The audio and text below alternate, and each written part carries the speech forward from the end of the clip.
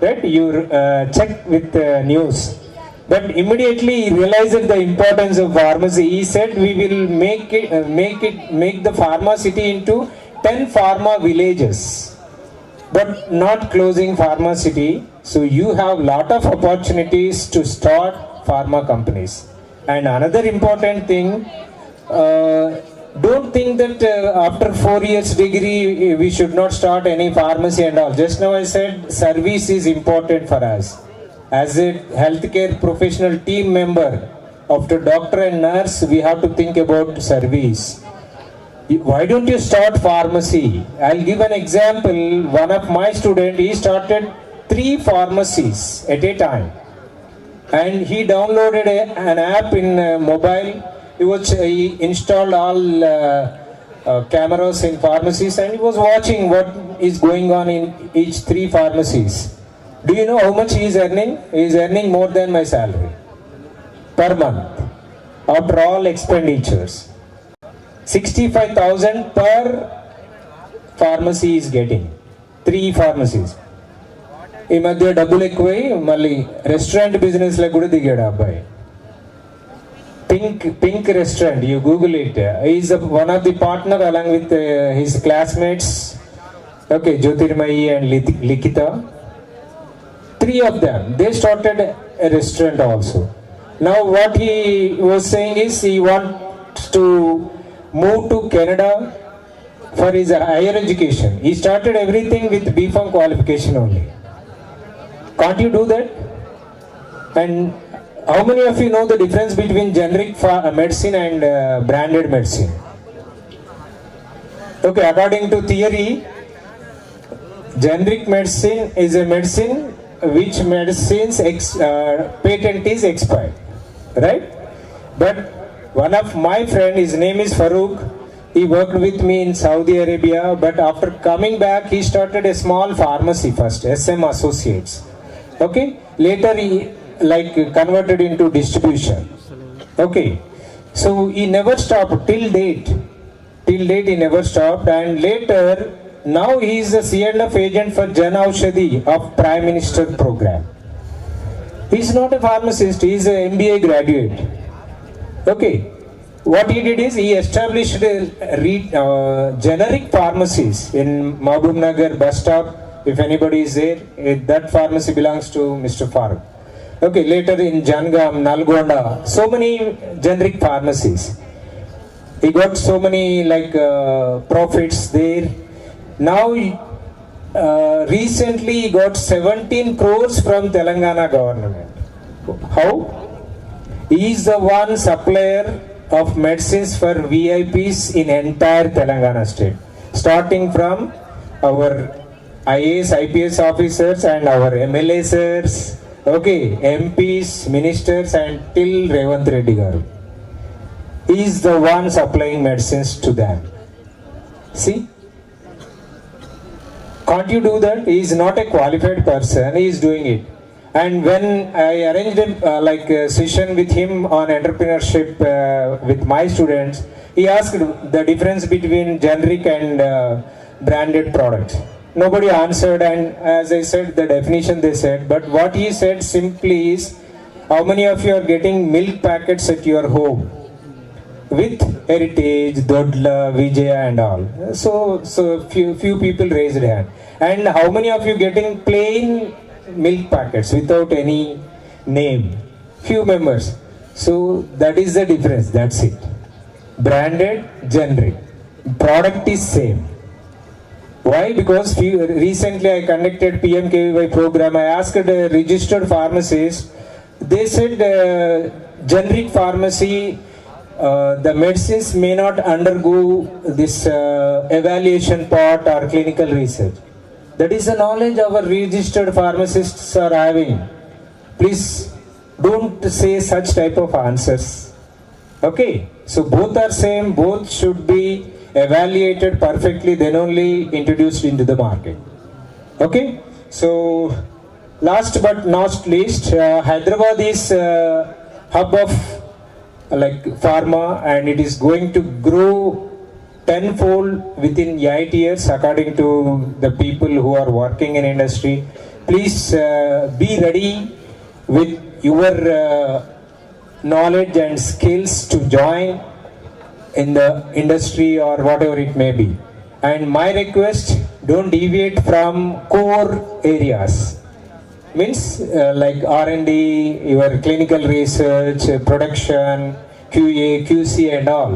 Medical coding is attractive in initial stages, the salary will be good, but you have to think after 10 years where you will be and where is your classmate who joined in industry. Just you compare it. Sabka sunna apna karna. Right? You take the suggestions from all and you take the decision. Okay, that's what my suggestion. And always please follow ask, attitude, skill and knowledge.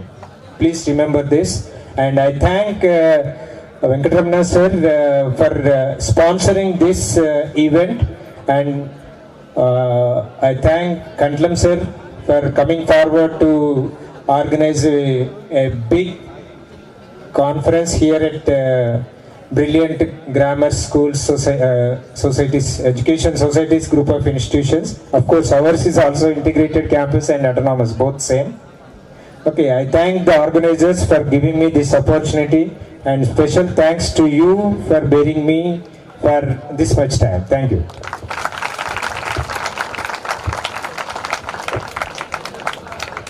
Thank you, sir, for sharing your deep knowledge with us at our conference. It's our great allowance to invite our chief guest, Dr. M. Venkatramana sir, President of Central APTI. Before proceeding, I would like to invite... Sorry, I forgot. మీరు శ్లోకం గుర్తు చేయమన్నా ఎవరు గుర్తు చేయలేదు. అది చాలా important. బ్రహ్మ స్వరూపముదయే మధ్యాహ్నైతు మహావిష్ణుం సాయం సంజాత్ శివం త్రిమూర్తిచ్చ దివాకరః. అంటే సూర్యుల్లోనే బ్రహ్మ విష్ణు మహేశ్వరులు ముగ్గురు ఉన్నారు అన్నది meaning, right? Why not a pharmacist? You are the one creator of medicine, you are the one protector of medicine, you are the one destroyer of expired medicine. So feel proud to be a pharmacist, right? Thank you. Thank you, sir. It's our great allowance to invite our chief guest, Dr. M. Venkatramana sir, Vice President of Central APTI. Before proceeding, I would like to invite P. Nishala from final year to give an introduction about our chief guest. Good afternoon, everyone. Good afternoon, everyone. I am Nishala, final year B Pharmacy. It's my pleasure to introduce Dr. M. Venkatramana sir, M.Pharm PhD, Southern Central Vice President APTI. Sir is presently working as Principal at Azad College of Pharmacy, Moinabad. Sir has completed PhD in Pharmaceutics from Acharya Nagarjuna University, Guntur. M. Pharmacy in Industrial Pharmacy from Annamalai University, Chidambaram, Tamil Nadu. B. Pharmacy from SCS College of Pharmacy, Galburg University, Karnataka. Worked as also Professor and Principal at Vagdevi College of Pharmacy, Guntur. Worked as Professor and Principal at Gurram Balanarsiya Institute of Pharmacy, Gatkesar. Sir also headed as so many professional positions like DAC Inspector, Southern Central Vice President APTI, Executive Council Member and Central Council Member of Pharmacy Council of India, New Delhi. Sir was a member of the American Society of Pharmacology and Experimental Therapeutics, USA.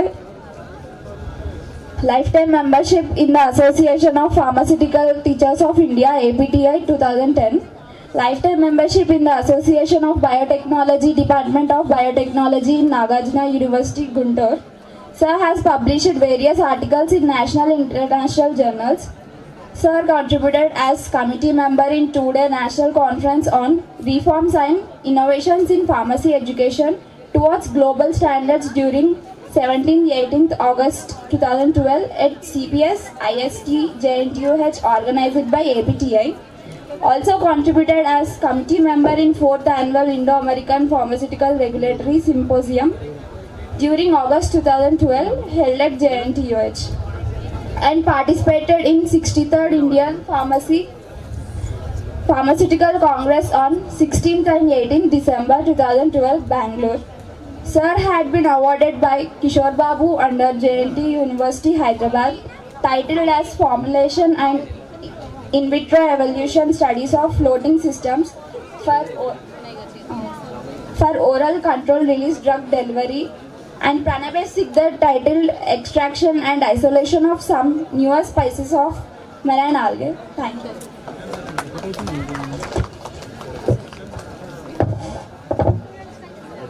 Sir, please address the gathering.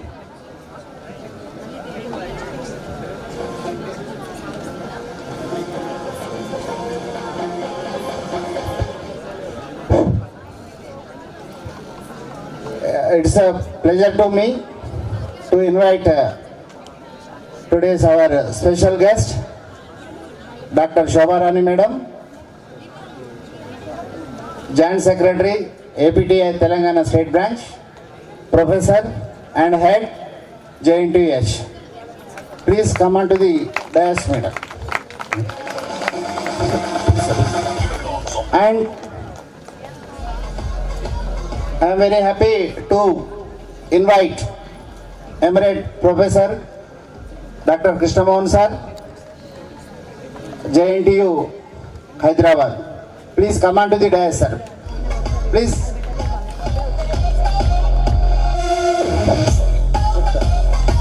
So,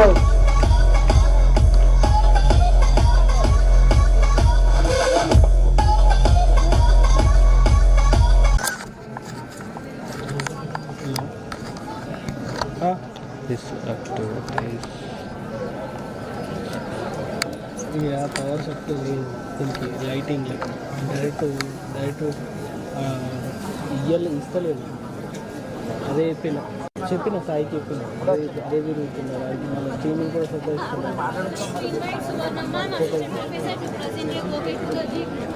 lighting లేక ఇప్పుడు అదే మాట్లాడతాను current power supply బాగా ఉంది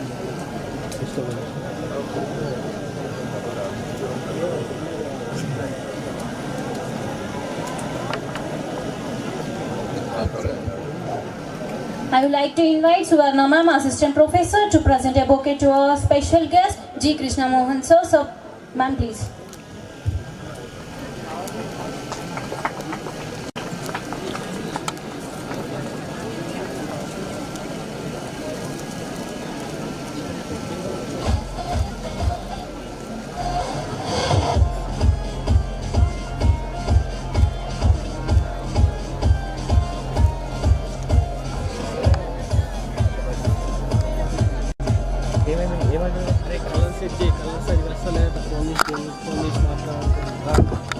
ఎట్లా sir మనకు out writing పడుతున్నాయి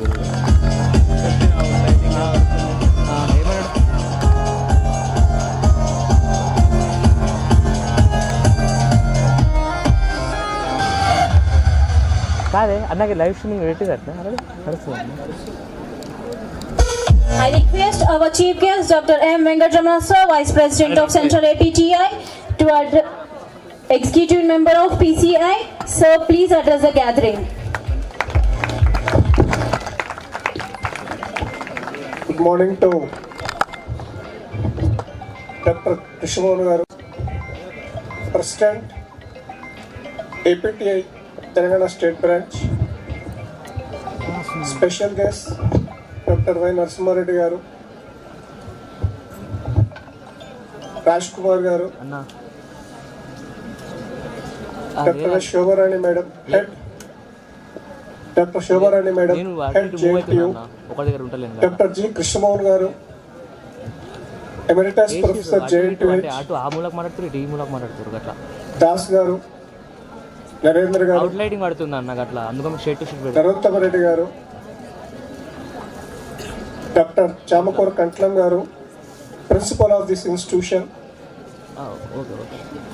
Today's resource persons, senior most principals,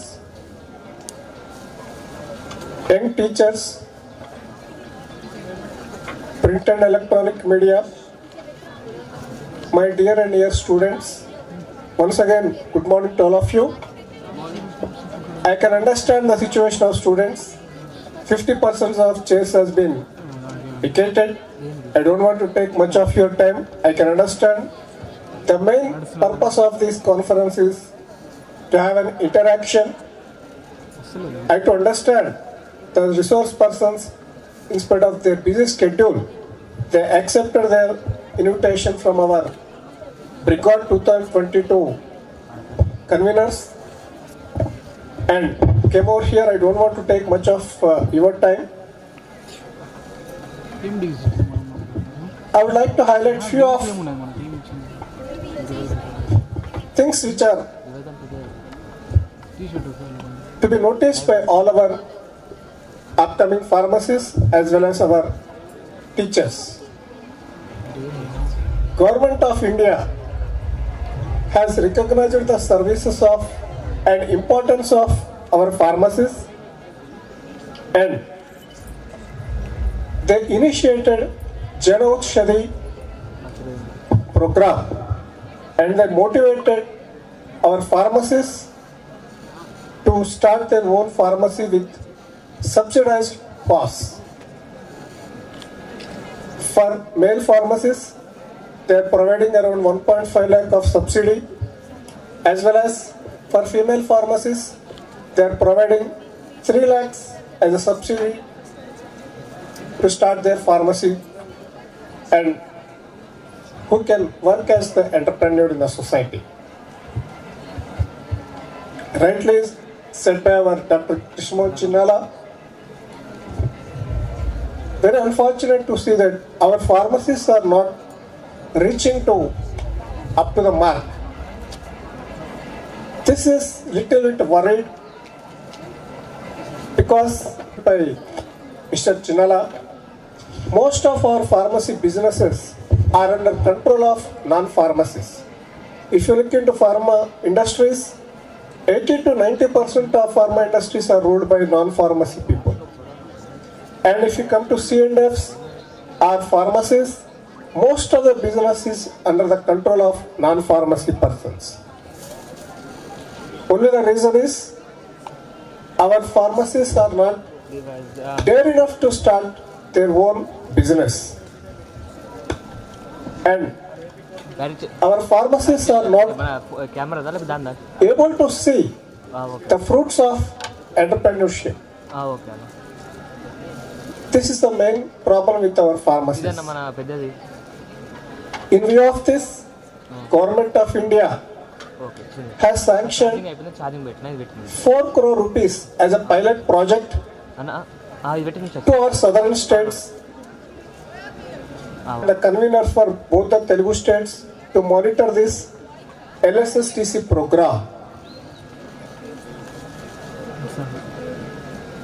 The vision of Government of India to train around 6,000 pharmacists in our South India. We knew that Hyderabad, Bangalore, Chennai, we have very good facilities in the manufacturing sector. So as a pilot project, they have started upskilling these pharmacists in manufacturing as well as community pharmacies. I request all the principals to take this opportunity and what best you can contribute as a trainer to the pharmacists, fellow pharmacists, you please come forward and join with LSSTC. The problem is, others' problems are associated with each and every activity. So this is a guidelines, these are the guidelines prepared by Government of India. We cannot deviate from center to center. Please don't mind about the remuneration, what they are paying. The main vision of government we have to understand, and we should feel, being a pharmacist, being academicians, we are the right person to train our pharmacists. Please come forward and join with these LSSTC training centers, and you please take forward these skills of pharmacists. Coming towards our pharmaceutical manufacturing sector, most of our pharmacists are moving towards or attracting only towards these formulation industries. There are thousands of bulk industries where our pharmacists could not grab the opportunities. If you look towards our academics, in our PG specializations, most of the students used to opt only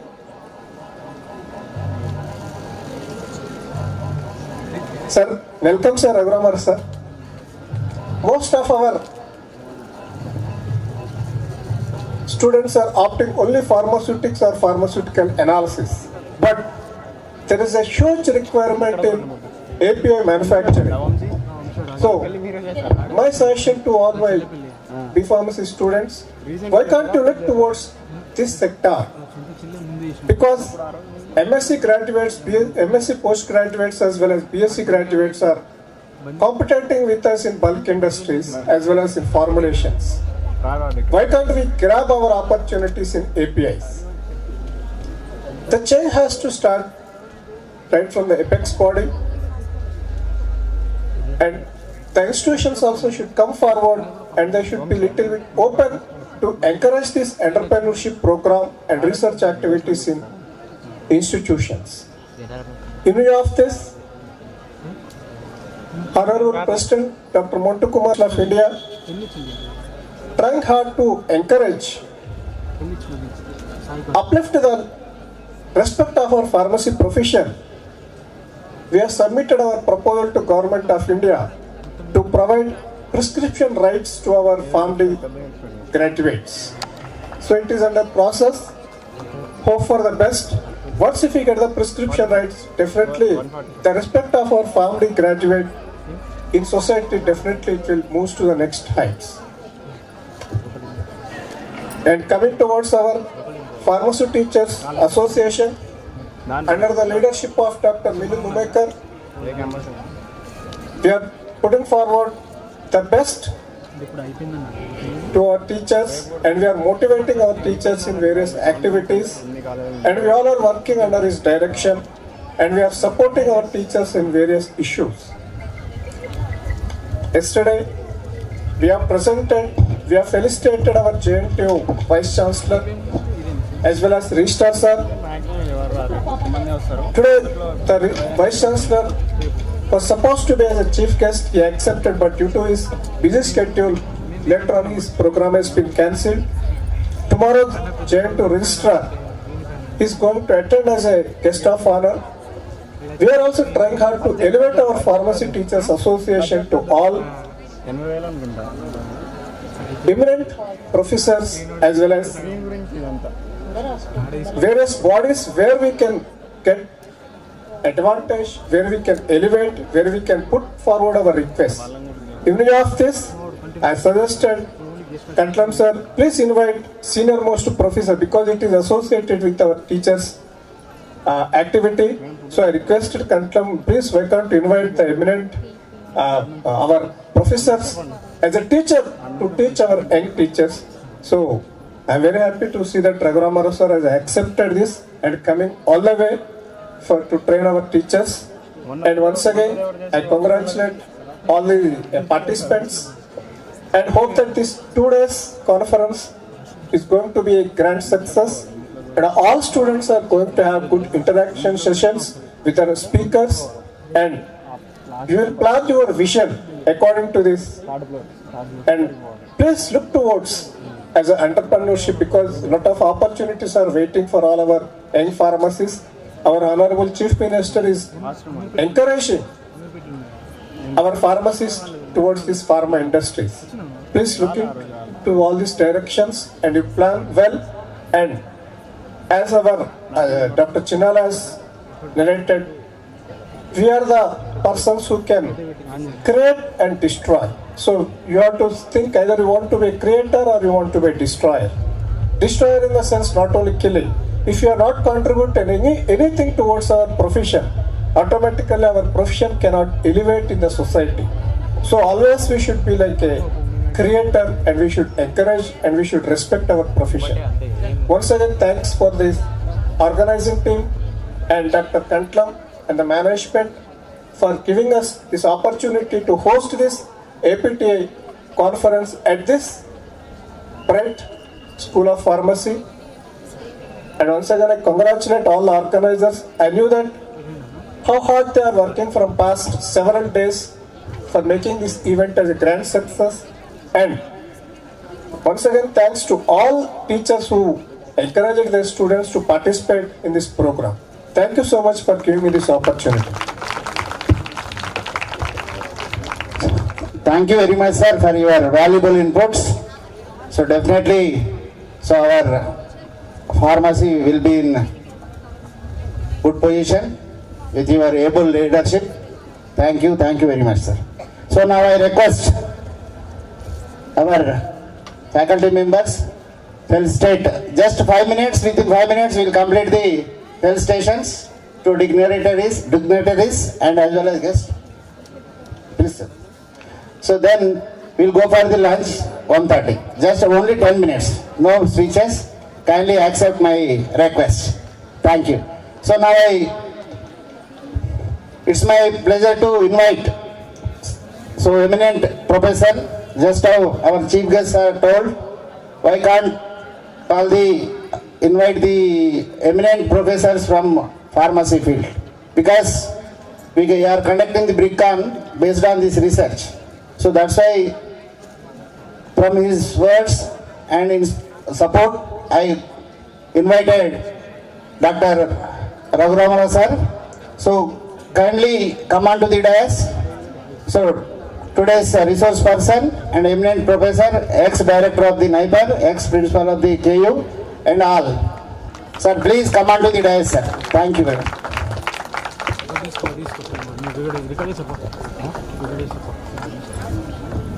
I would like to invite Lavanya ma'am to present a bouquet to the sir.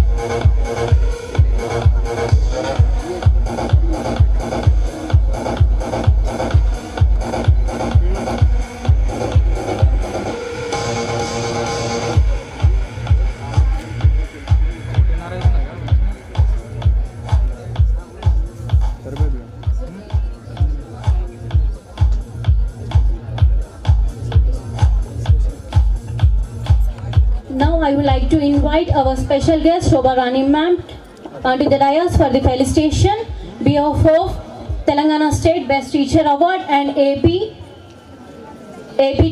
Telangana State Best Teacher Award. Ma'am, please. So I request our Dr. Shobha Rani madam for felicitating. She got the Best Teacher Award from the Telangana State Government. On behalf of APTI Telangana State, from on this dais, it is a very honor to me to felicitate madam on this dais. So I request our chief guest, Venkatramana sir, and President Raghuramana sir, and all dignitaries kindly felicitate Shobha Rani madam. Thank you.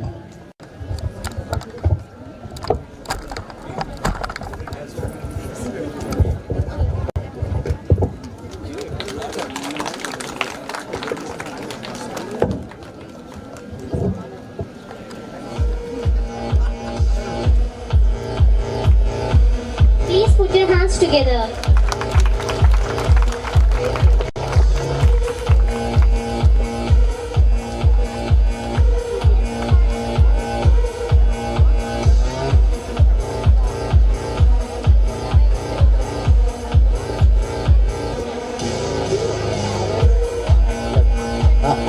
So I request our State President, Krishnamohan sir, kindly felicitate Shobharani Madam, today's special guest.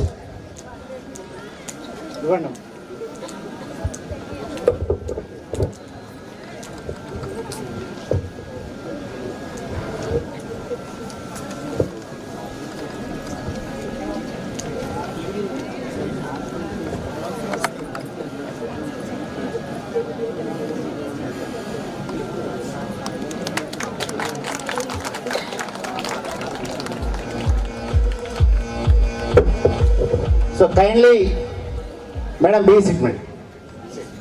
1 minute, one more.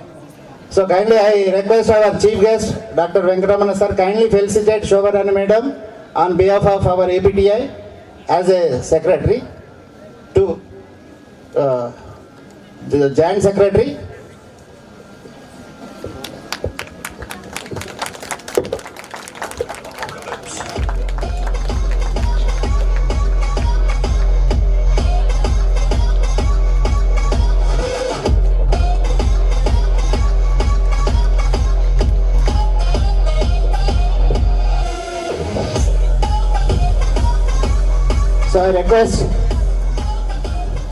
So I request our academic director, Raghuvattam sir, kindly felicitate today's guest, Krishnamohan sir from JNT. Sir, please.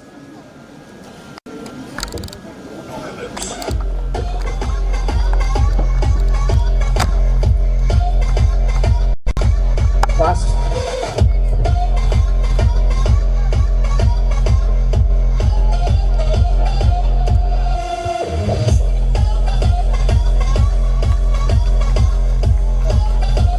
Venkatram.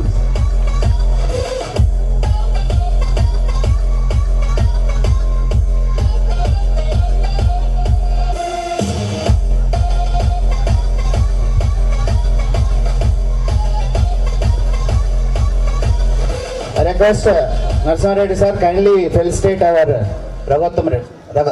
Raghuramana sir. So kindly take our honors.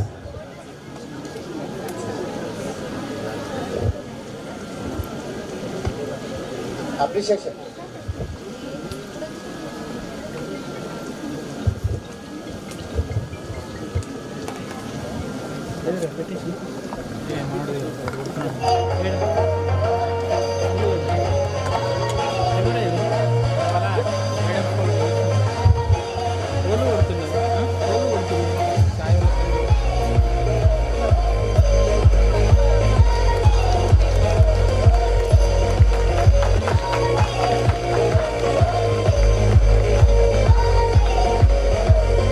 Thank you, sir. Now I request our Joint Secretary, APTI Telangana State, Dr. Babu Rao sir, kindly come on to the dais.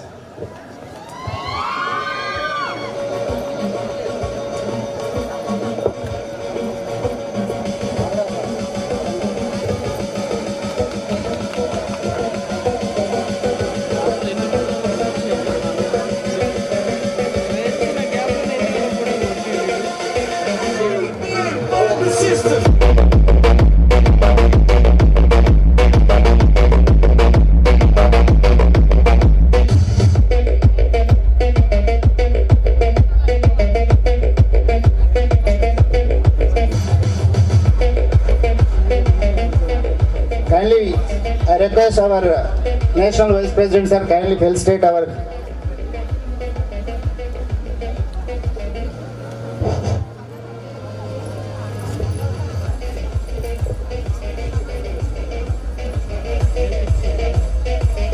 Sir ఇక్కడ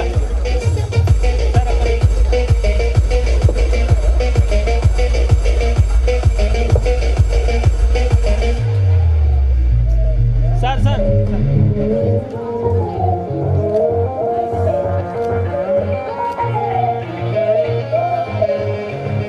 Now I request Dr. Chiranjeevi, Principal Sri College of Pharmacy, Kottagudem, EC member Telangana State Pharmacy, Telangana State Branch, APTI.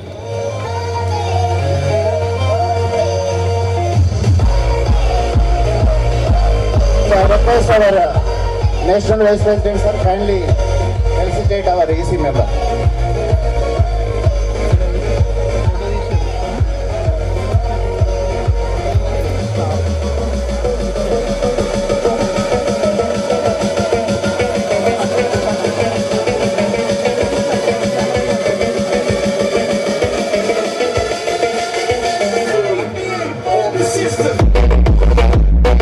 I request EC member Dr. Vijay Bhargav Madam kindly come on to the dais.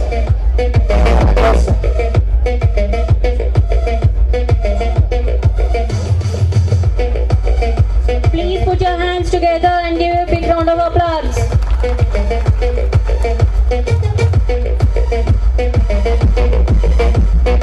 Please come madam. So I request our Shobharani madam kindly felicitate our EC member.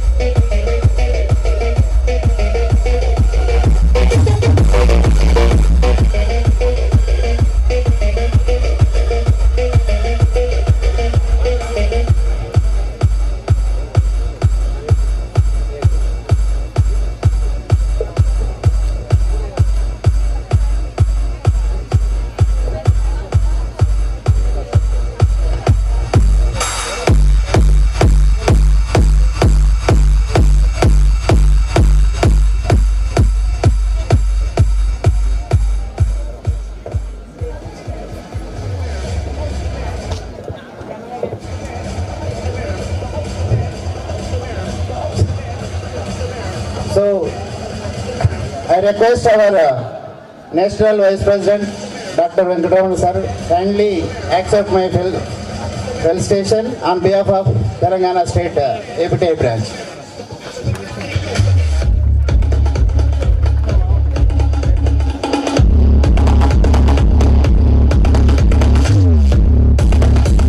I request our President sir, kindly felicitate our National Vice President, Venkatramana sir. Please put your hands together and give a big round of applause.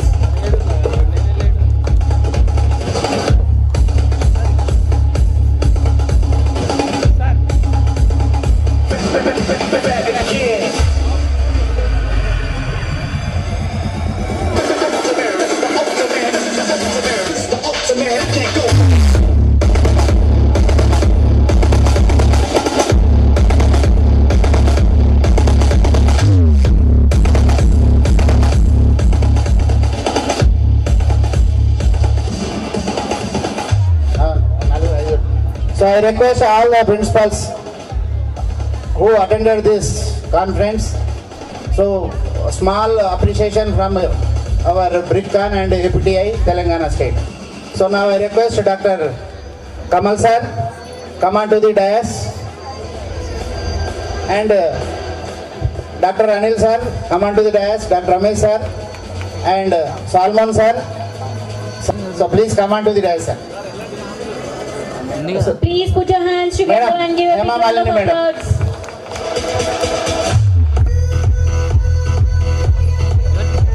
Dr. Sumaya madam, please come on to the dais.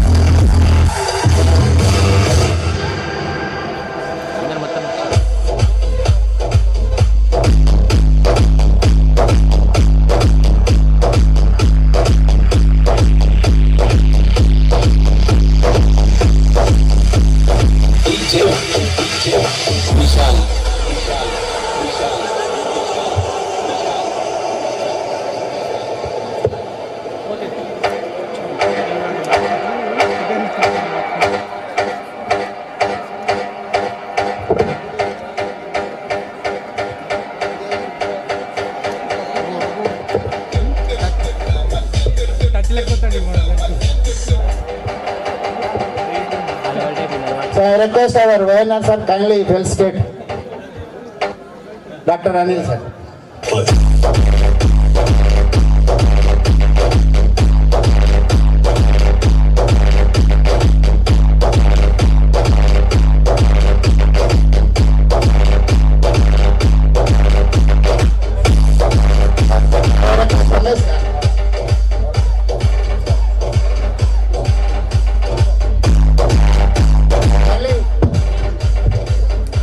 I request our Vice President Rajkumar sir kindly felicitate Ramesh sir.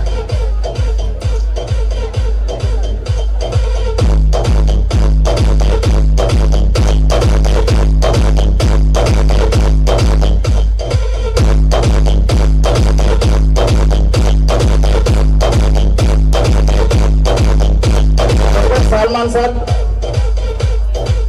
please. Netaji College of Principal. So I request our President, Mr. Mohan sir, kindly felicitate. As the bass.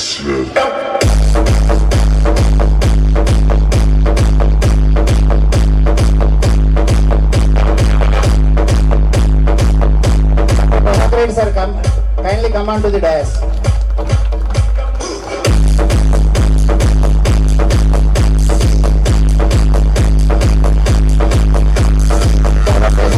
Madam, kindly come on.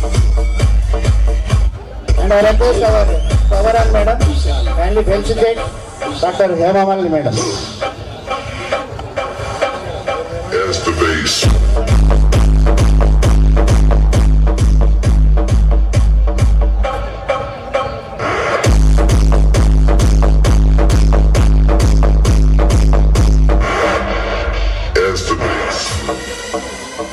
Next, I request Ramaswara sir, please accept our honor. So I request our President sir, please felicitate Dr. Samaswara sir.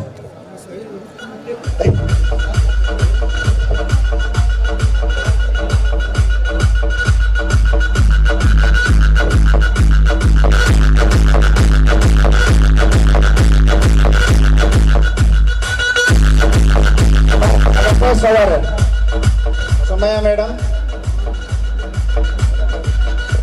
So Azad College Professor. So I request Shobha Reddy Madam kindly felicitate Dr. Sumaya Madam. She is my classmate. Yeah.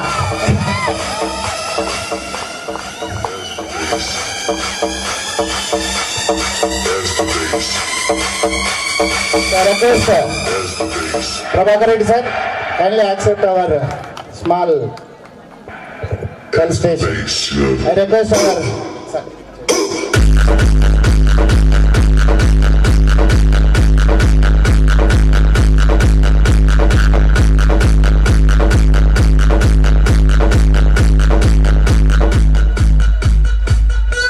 Request Ramesh sir, Ramesh sir, kindly accept our felicitation. I request Ravatam Reddy sir, kindly felicitate us.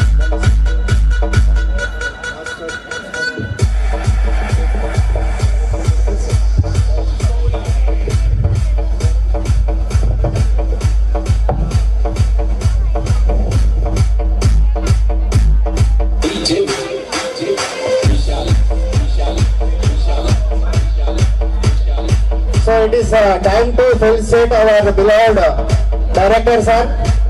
So he is a very nice person. So he loves all. He has a more patience to bear anything.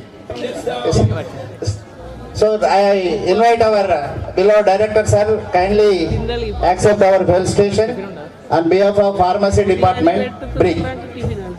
Sir. So I request our chief guest, Venkatramana sir, kindly felicitate our director sir. Please put your hands together.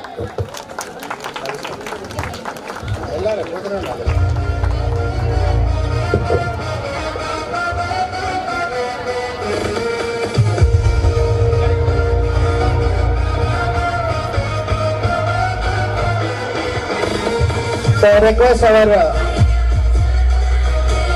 Academic Director, Sri Kasreddy Ravatan Reddy garu kindly accept our felicitation on behalf of Faculty of Pharmacy, BRIC. I request our Chief Guest, Venkataraman sir, kindly felicitate our Academic Directors. Please put your hands together.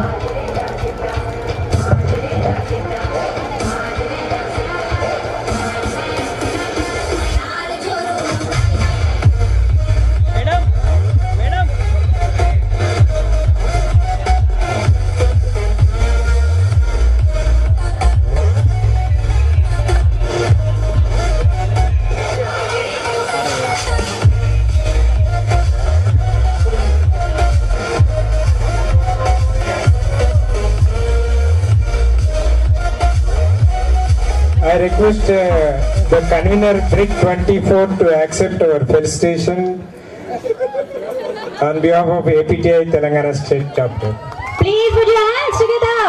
And I request our National Vice President Ramla sir to felicitate Kantlam sir.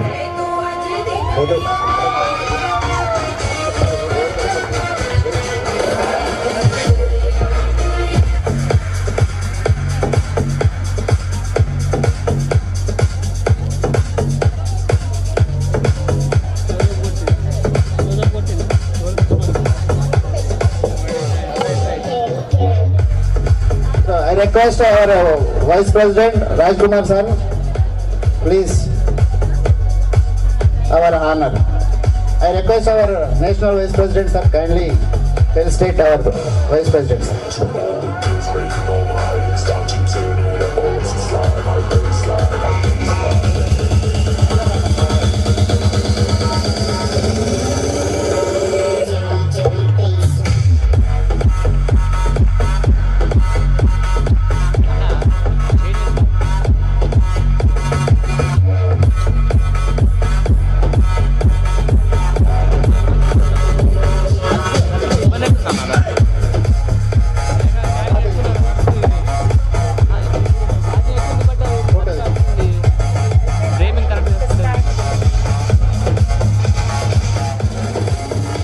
Respected dignitaries on the dais, especially my gurus at Kakti University College of Pharmaceutical Sciences, Kakti University, Dr. Raghuramara sir, and my emeritus Professor Krishnamohan sir, all my colleagues, APTA members, today chief guest, young and dynamic MV Ramana garu, Southern State National Vice President of APTA, and also EC member of PCI, and President Chinala Krishnamohan sir, and Rajkumar sir, Kantlam, the conference convener of the conference, and my dear colleagues of all APTA members and principals, especially the teaching staff of APTA. It's a great honor to me. It's a great privilege. They have felicitated me they recognized my services as a best teacher award. On this occasion, I feel very proud. Not only proud to me, all the pharmacy teachers. It's a wonderful movement. I hope this platform will be more fruitful, and all the teachers, we can discuss with our what are the problems we are facing in the society. This is the best platform. I congratulate to all the organizers of this conference, especially the Kantlam convener of this conference. On behalf of APTA, he done the wonderful event today. Thank you very much once again, Kantlam. Thank you one and all. Small photo session, sir. Dignitaries. Okay. So it is a privilege to me to say a vote of thanks to our today's inaugural session chief guest, Dr. Venkatramana sir, Vice President Southern Region, APTI Central, EC member Pharmacy Council of India. So it is an honor, sir, to be part of this occasion. Thank you very much, sir, for your presence on this occasion. And as well as to our today's Guest of honor, Dr. Krishnamohan Chinnala, President, Telangana State APTI, and Principal NNRG. Thank you, sir, for your wonderful inputs on this occasion, for giving this opportunity to be part of this occasion. Thank you very much, sir. And I am thankful to our Guru, Vice President, Telangana APTI, Dr. V. Rajkumar, sir. It's an honor, sir, to be part of this occasion. Thank you, sir. Thank you very much.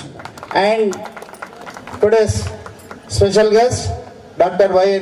Narasimha Reddy, sir, Secretary, APTI Telangana State, and Professor, Kakatiya University. Sir, thank you, sir, for your valuable suggestions for this on this occasion. And to our Director, Dr. Penil Paldas, sir, patron of this conference. Thank you, sir, for your heartful support to success this occasion. And today's special guest, Shobharani Madam, Dr. Shobharani Madam, Joint Secretary, APTI Telangana, and Professor JNTU H. Thank you, Madam, for your giving this opportunity to us. And Dr. G. Krishnamohan, sir, Emirate Professor, for giving this time on this occasion. Thank you, sir, for your valuable time. And Dr. Raghuramara, sir, for accepting our request to be a part of this occasion. Thank you, sir, for your valuable presence. And thank you, sir. And to all the principals and today's backbone of this BRIGCON, our beloved director, academic director, sir, Sri Kasreddy Raghutam Reddy, sir. Thank you, sir, for your valuable support, and it's an immense pleasure to our department. So full support to us to conduct this great occasion. Thank you, sir, for your heartful support. And beloved faculty members, they did hard work to success this occasion, and to our beloved students. And also our today's sponsors, especially Mahesh, Clean Informate. He has given 1,000 bags for this occasion. I am very happy. He is a pharmacy, eminent pharmacy profession student, pharmacy profession. He has a great experience in pharmacy, and I am requesting Mahesh, come on to the dais for a small felicitation. But you gave more and more valuable support to this occasion. So it is just now our presidents are told, start a small startup. So he is the role model to our pharmacy fraternity. He is a pharmacy background student, and now he is a CEO of Clean Informate and Crystal Overseas. Thank you very much for your valuable support to this occasion. And also we are also having Sin Pharma, Dr. Bhargav. He also sponsored to this occasion. And Link Education, Murali, Badagu Murali, so CEO of that Link Education. Thank you, sir, for your support. Amigos IAS. So I am thankful to the Amigos IAS Academy. And as well as today's, I request Neelima Madam. Neelima Madam from Vikas College. So kindly come on to the dais for a small felicitation. Sorry, madam, for the late, because from Vikas College representative, on behalf of Vikas College, kindly come on to the dais, madam.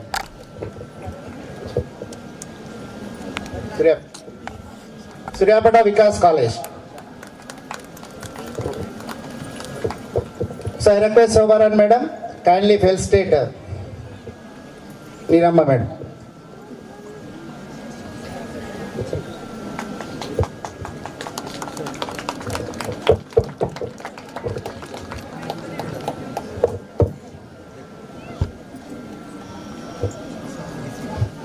So all the dignitaries, so it is a lunch time. So kindly, so we are having the food section at the pharmacy department. So beside this complex brick department, kindly join in lunch. So I request our dignitaries be on the stage for a photo session.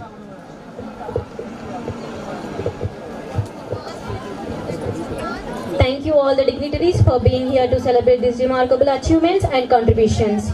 Let's keep the spirit of excellence alive as we move forward.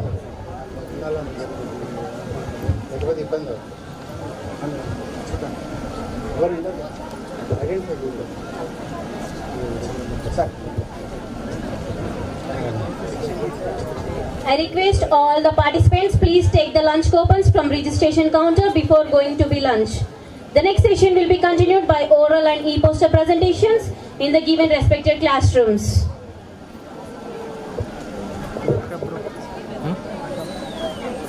Please carry your tags, then only you will get the lunch coupon.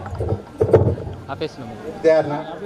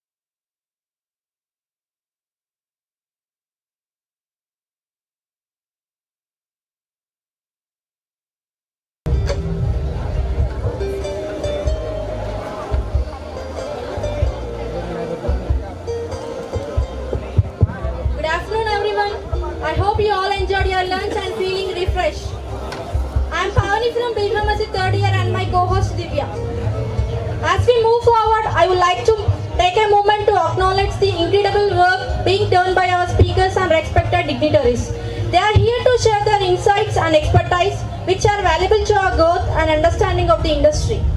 Without late, I would like to call upon the stage Dr. Raghurama Rao sir, former director NIPER, to present the scientific lecture. I request Vaidyanar sir to act as chair to this session. Now I request Vijay Bhargavi ma'am to act as co-chair.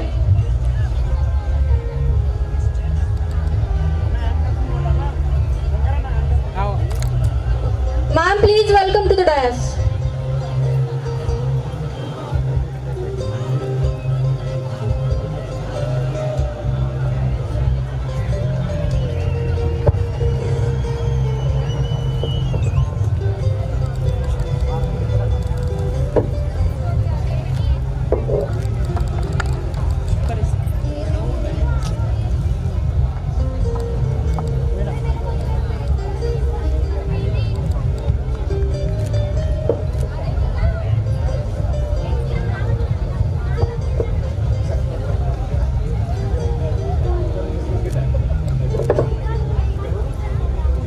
అన్న నువ్వు live కట్టమస్తున్నావు అన్న.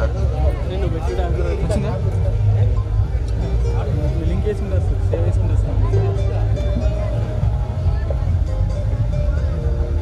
So very good afternoon one and all. So it is a time with permission of our resource person Dr. Raghurama Rao sir. Sir, our National Women Forum coordinator South Dr. Vasadhi Bakshi madam, please come on to the dais for a small felicitation. So I request our state president Dr. Krishnamohan Sinhala sir, please come on to the dais for felicitating Vasadhi Bakshi madam. No, just they are suing sir, they are checking.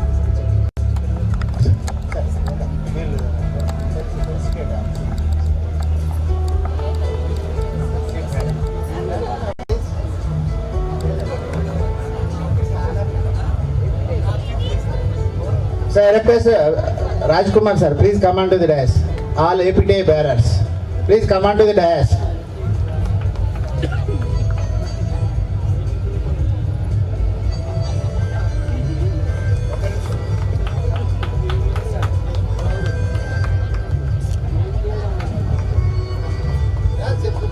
DC member Chiranjeev garu. Governor. రండి madam.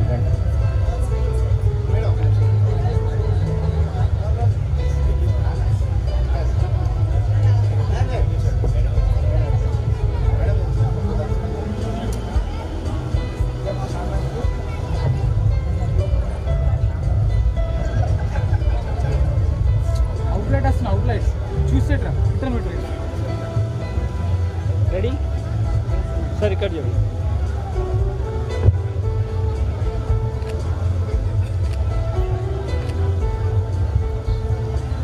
So I request Baba Shankar sir, please. Treasurer, APTI Telangana State Branch. So I request our Vice President Dr. Rajkumar sir and Secretary Vaidyanar sir kindly felicitate our Treasurer because bringing more and more nidulu.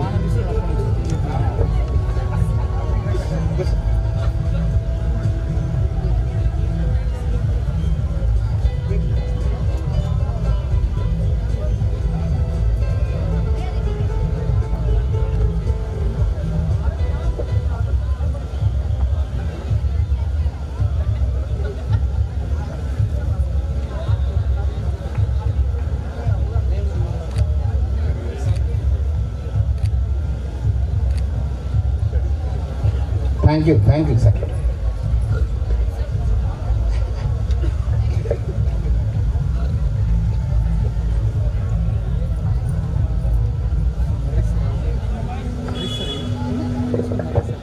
So we are starting session without any delay. Kindly all the delegates come to the venue. It's a wonderful lecture from eminent Professor Dr. Raghuramana sir, and ex-director Naipar Mahali, yes sir, and professor from Kakatiya University. Thank you sir. So I would like to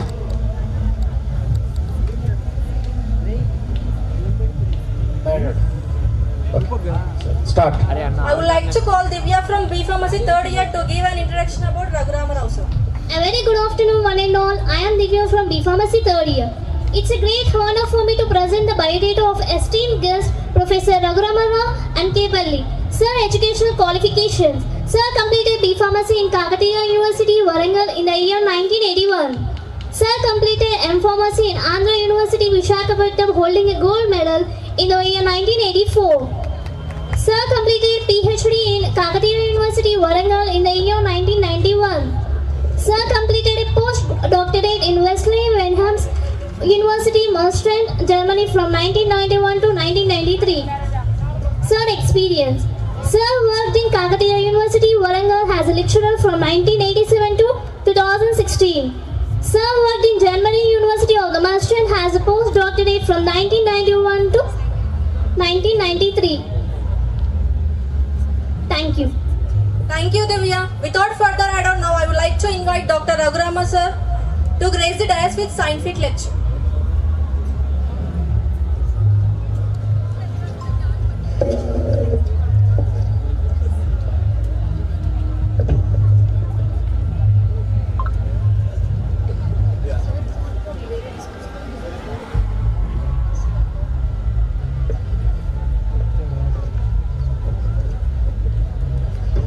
A very good afternoon,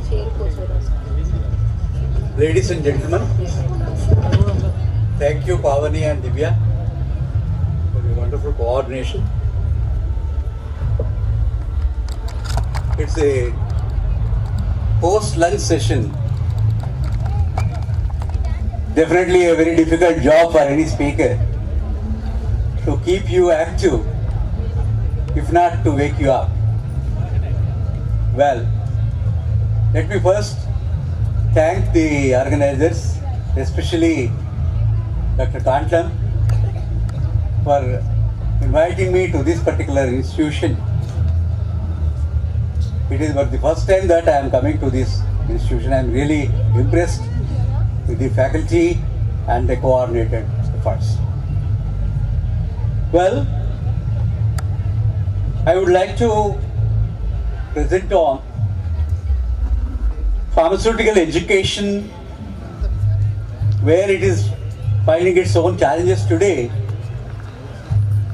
Then I was going through what best practices can make our education again to get back to its glory. Let me tell you, when we joined Kakatiya University way back in 1976, I joined in Kakatiya University for pharmacy. 80 I completed. At that time, we were really feeling very, very dignified. And in the society also, wherever we go, there used to be a different course at least, and you have a lot of respect for that. Over the years, I need not tell you much about it, but today's students are not getting that type of confidence that we used to enjoy at that time. Then I was thinking about what best we can do. How should we look into this problem and come out with some sort of solutions. Then I thought, what are the things? Let me see how exactly the things goes. I need not tell you. Yeah, okay. And let me spend few slides on history of pharmacy, pharmaceutical education in India and so on. And then I will briefly discuss about global scenario and what are the pitfalls and probable solutions to the current problems. In that, one of the solutions could be application of TQM, total quality management. That's why I have made like this, 2 slides. I only have about 28 slides. And if you leave the conclusion and all those things, hardly 24 slides. And my timeline is 25 minutes. Right. Next slide, please. Next, please. Hello. You should be with me. Next, please. Yeah. India is rich in traditional and indigenous knowledge, basically. From the ancient times, from good old days, traditional healers actually had their day. They used to extract medicines from different sources, like even vegetables, animal parts, minerals. And the traditional knowledge that medicinal system was usually kept a secret. This was the big problem. The traditional knowledge which we had, which really had a wonderful time at the time, it is kept as a secret and only carried through the families and something like that. Next please. That was a big problem. Next please. The Western or so-called allopathic system came to India with the British traders who later became the rulers. Under the British rule, this system got state patronage. At that time, it was meant for only ruling race only. Please imagine this. Only whites were eligible for the allopathic system of medicine. In fact, we never wanted any other system. We had our own system which was taking care of our medicine. But this system has slowly crept into our country, and at that time it was meant for only ruling race. Later it descended to the people and became popular by the early 19th century, and this is the first one. Calcutta Medical College led to the rise of biomedicine in India. This is one of the most prestigious colleges. Recently we had that problem in Calcutta. It is unfortunate that such incident took place in that hospital, which is one of the ancient and very, very well-known hospitals in Calcutta. Next. Well, the education pharmacy actually started by Portuguese. They started in Goa. Why? Because in Goa, Portuguese have ruled. And the college, still that is Goa College of Pharmacy, where the first B Pharmacy course was started. A diploma in course was started in 1842. But the degree program was started much, much later, almost after 100 years. That is 1842 and 1937. In 1937, BHU started. Banaras Hindu University started, and still it is having today. Of course, now it is upgraded to IIT, and that is the only IIT where we have BPharm course in India. Now they are no more calling it as BPharm course because of some issues with PCI and all that. They are calling it as BTech Pharmacy. Pharmacy started in various universities much later, and there have been a surge in the number of institutions offering pharmacy degrees at various levels. And PCI has asked for Doctor of Pharmacy PharmD program as a PG program in 2008. That is almost about 16 years now. PharmD has been started. Next please. Of course, this is not meant for you. This is what are the various programs, diploma, degree, and PG, PharmD, and post-graduation or doctorate programs we have. Successfully, we have started in 1937. Next, and we have gone to a variety of college, variety of courses, and these courses have actually acquired a lot of historical significance. Pharmacy plays vital role in the production, distribution, and research of new drugs, and in the spreading out of related knowledge. This is essentially the importance of pharmacy in society. Pharmacists are the principal resource to patients and other health professionals in assuring the appropriate use of medication. Let me tell you here one important aspect. If you go to any pharmacy in any country, just imagine you have gone to a pharmacy in any country other than India. They will give you the appropriate timing of your administration of the drug also. Say for example, 3 times a day. One tablet has to be taken 3 times a day for 7 days. They will give 21 tablets in a bottle and they label it with your name. That is, there should not be any change of any person who is taking, other than the patient is not advised. So the name of the patient will be given, 3 times a day, timing will be given, probable adverse effects will be given, probable precautions you have taken, all those information is given. That is what a pharmacist has to do. And that is the most important duty of a pharmacist in the society.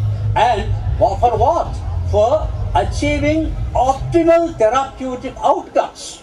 What is therapeutic outcome? There may be pharmacy, pharmacy students may be there here. And outcome is the most important aspect.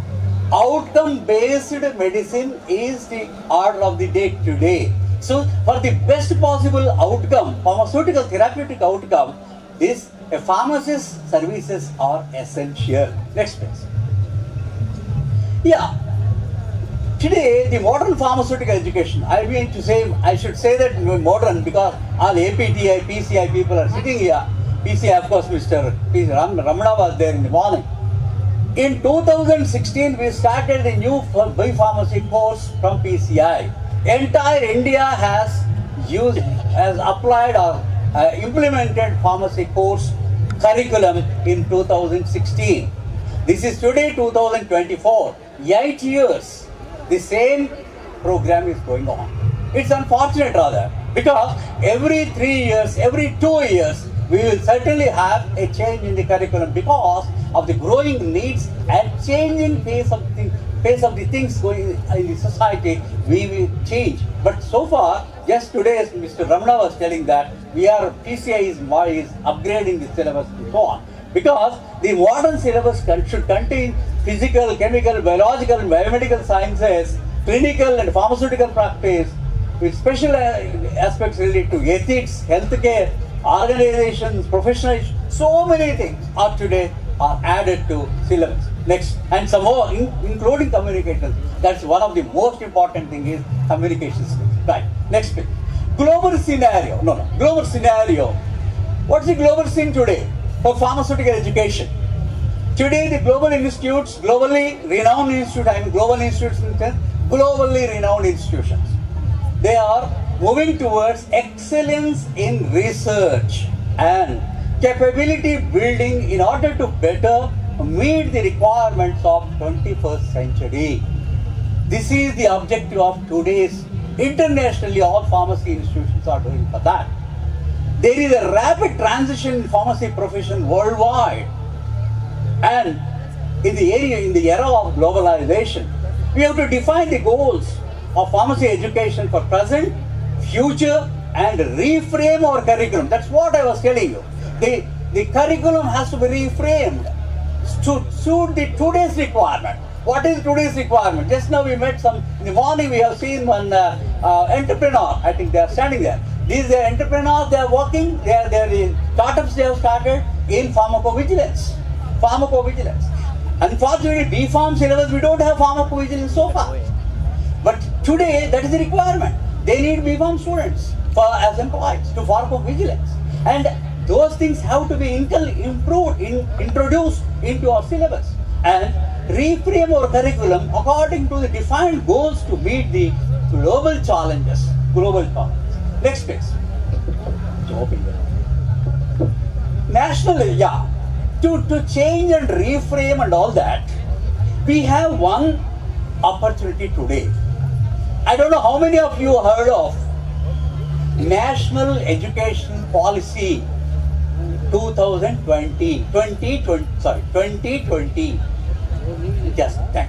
National Education Policy has been framed in 2020, and that is accepted by Government of India, and they wanted all the institutions, all the educational universities to accept that and change it to your curriculum. So far, all IITs have already started that. IITs have started, and IIMs have started, and some other specialized institutions have certainly started. Some of the deemed to be universities started that, but our universities have so far not started this. What is that in that?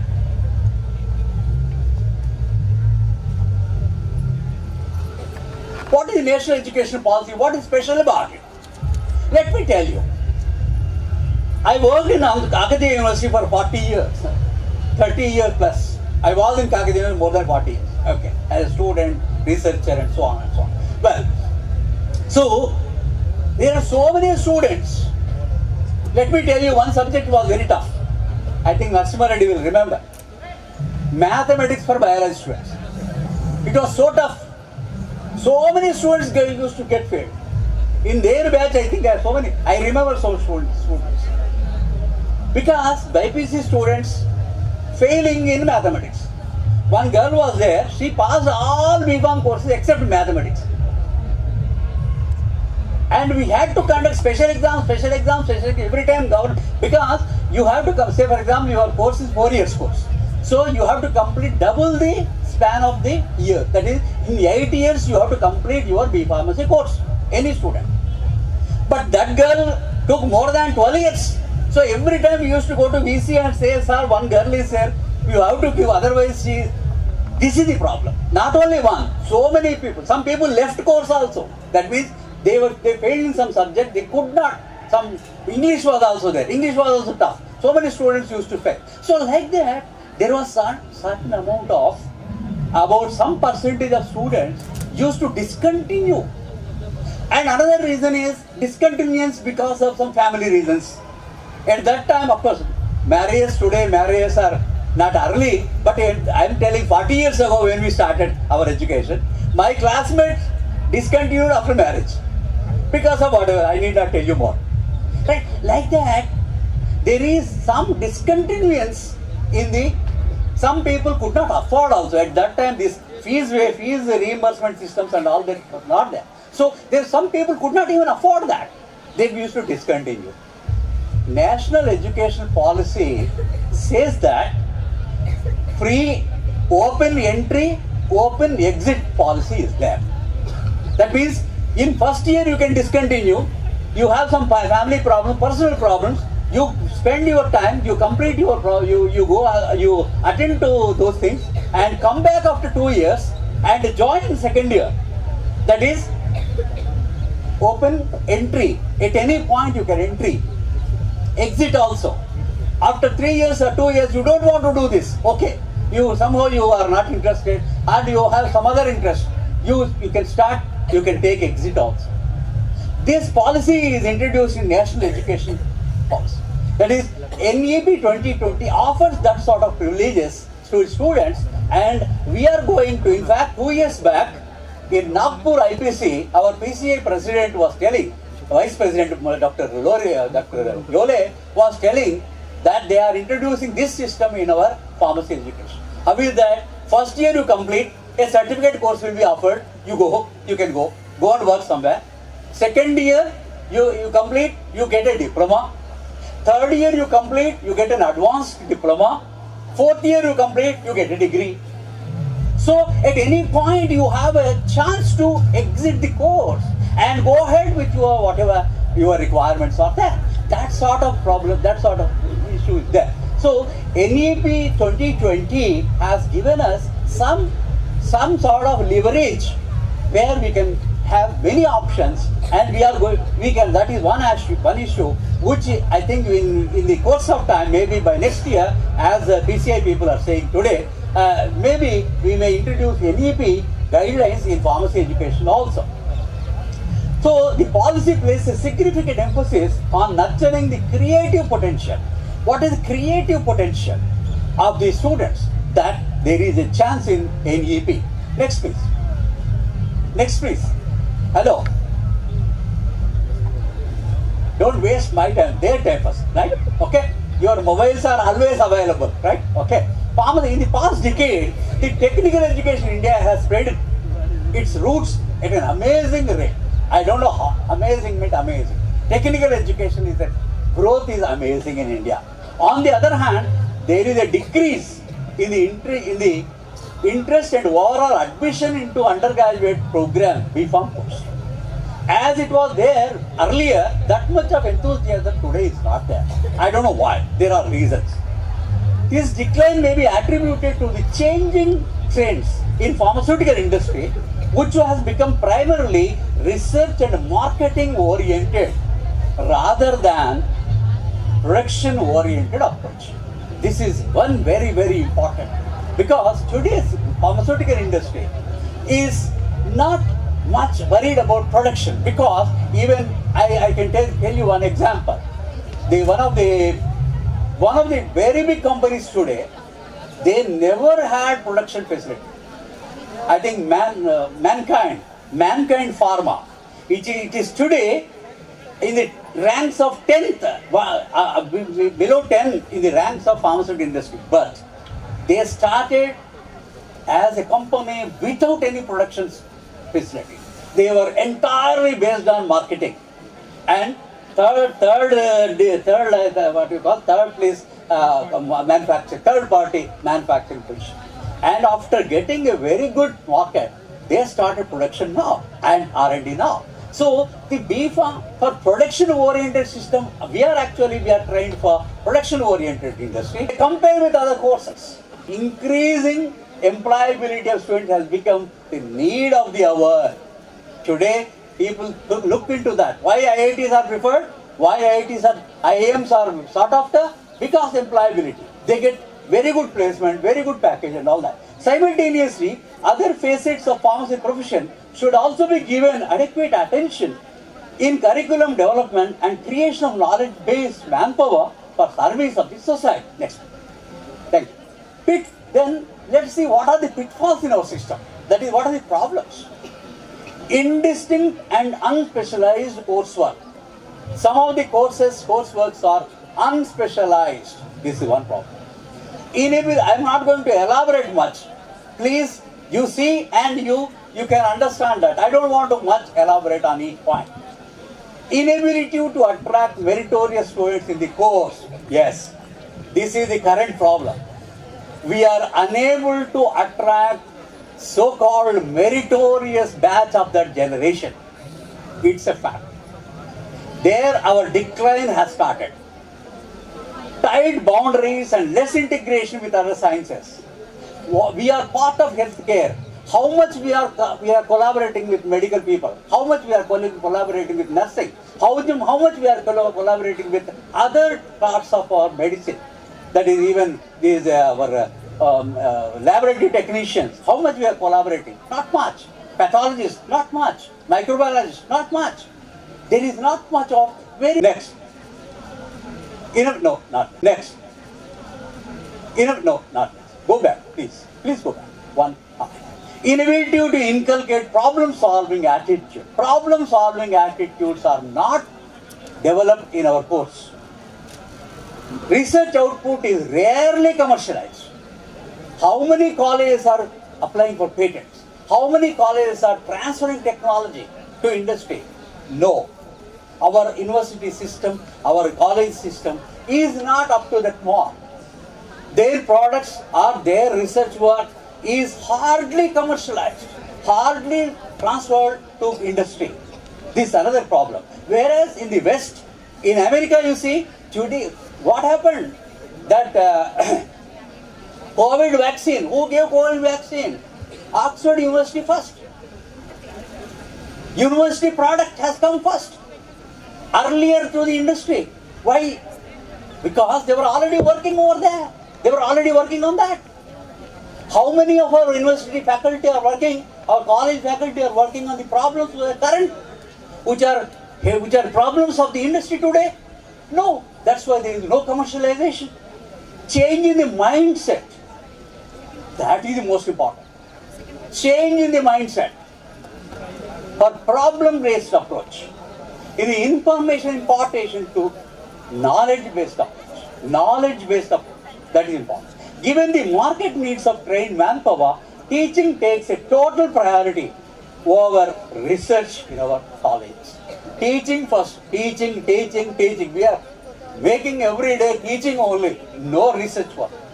Even B.Pharm research projects are there. You think about good research, good industry-oriented work in that. Next. So what are the solutions? Yes, these many problems are there. But solutions, what are the solutions? Building professionalism. Yes, we are part of the healthcare profession. Let us develop professional approach for every problem. Number one, improving industrial and practical exposure. Very, very important. During your B.Pharm course, you should spend at least 6 months in an industry. 6 months. That's what is important, so that either you absorb there or you get away with your experience. Number 3, implementing innovation ecosystem. I'll come back to that with some explanation. There should be somewhere, somebody was telling, that college, RBVR College of Pharmacy, the faculty member was telling, we have started an innovation center. In all colleges, they have started incubation center, innovation center, and so on. And that should be not only one center, your entire college should be participating in that. Application of TQM in pharmacy education. That's what I am going to tell little more elaborately. TQM means total quality management principles should be applied in education, that to pharmacy education. Next, promoting pharmacy course to top preference for students. Yes, in my opinion, the best students should come to pharmacy. That should be our objective. That's how we have to work. From today, if we start working from today, maybe after 10 years we may get it. Next, implementing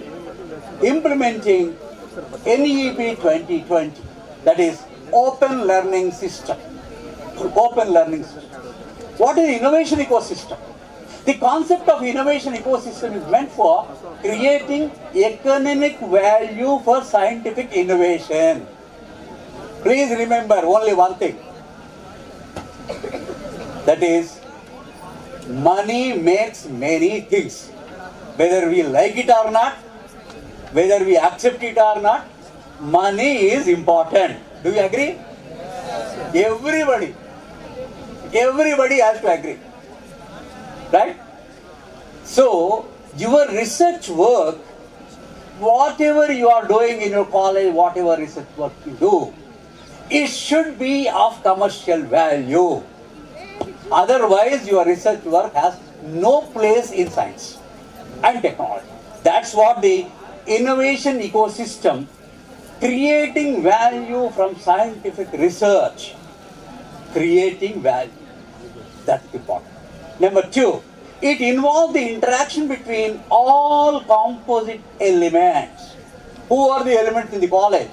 Teachers, research students, regular students, laboratory technicians, laboratory attendants, management, and your parents, and your previous students, alumni, and your industry partners. These are the elements which have to contribute towards research in your institution, and that research should have some economic value. Otherwise, your research is just meant for your notebook only. It has no value. That is what innovation ecosystem is. It involves all the and it should come out with what? Come out with process. One process. Let me tell you one simple thing. In fact, I wanted to take this particular lecture only today, but halfway through, when Mr. Pandram told B.Pharm students are sitting, then I just wanted to more generalize it. But I wanted to speak only one thing. See, today, 75 years after independence today, we are doing Azadi Ki Amrutotsav. Amrutotsav means 75 years. So far, paracetamol. What is paracetamol? Acetaminophen. Para-hydroxy acetanilide, basically. And in India, we don't have our paracetamol today, even after 75 years. Why? The required phenol we will import from China. Tomorrow, let me tell you, during COVID, there was a big problem. China was antagonistic to Indian interests. And if China stops raw material export, your entire pharmaceutical industry will be in doldrums. It brings about medical emergency. You know thyroid patients? Thyroid patients take every day one tablet. Every day. You stop for a week, you will see so many problems at home. The patient will suffer like anything. And that is entirely important. So our imports are, and let me tell you, I will give the example for that. CSIR, that is the highest R&D unit in India, CSIR Director General, one lady is there now. She gave a statement yesterday saying that from next year onwards, we may have our own paracetamol in India. That means 76 years after independence, we are preparing a raw material for one of the simplest possible drugs. Then you can imagine, where are we? Where are our scientists? Can't we do this? Yes, provided we have will to do that. One of you may start that. Yes, from brilliant College of Pharmacy, this raw material we are going to, which is imported, being imported, we are going to manufacture in this college. Yes, let us take a resolution today. Work, your entire team works towards that. Manufacture that from various sources. Plant sources are there, mineral sources are there, animal sources are there. And your chemical synthetic sources are there. Do it. Why don't you do it? And I am telling about paracetamol. How many other drugs are there? How many raw materials are there? How many intermediates are there? Everything is being imported from China. This is the problem that we have. We don't resolve anything. We don't work for anything. Whereas, I will show you what next. Next page. Next page. Chinese model. We have to adopt Chinese model. Chinese means is it laughing stock? Chinese is laughing? No. No laughing at all. Chinese have got respected internationally. Why? You may cut a joke on Chinese. But Chinese have demonstrated what they have done. We have to take a lesson from China to learn how to innovate by commercialization as opposed to constant research and perfecting the theory. Two things are there.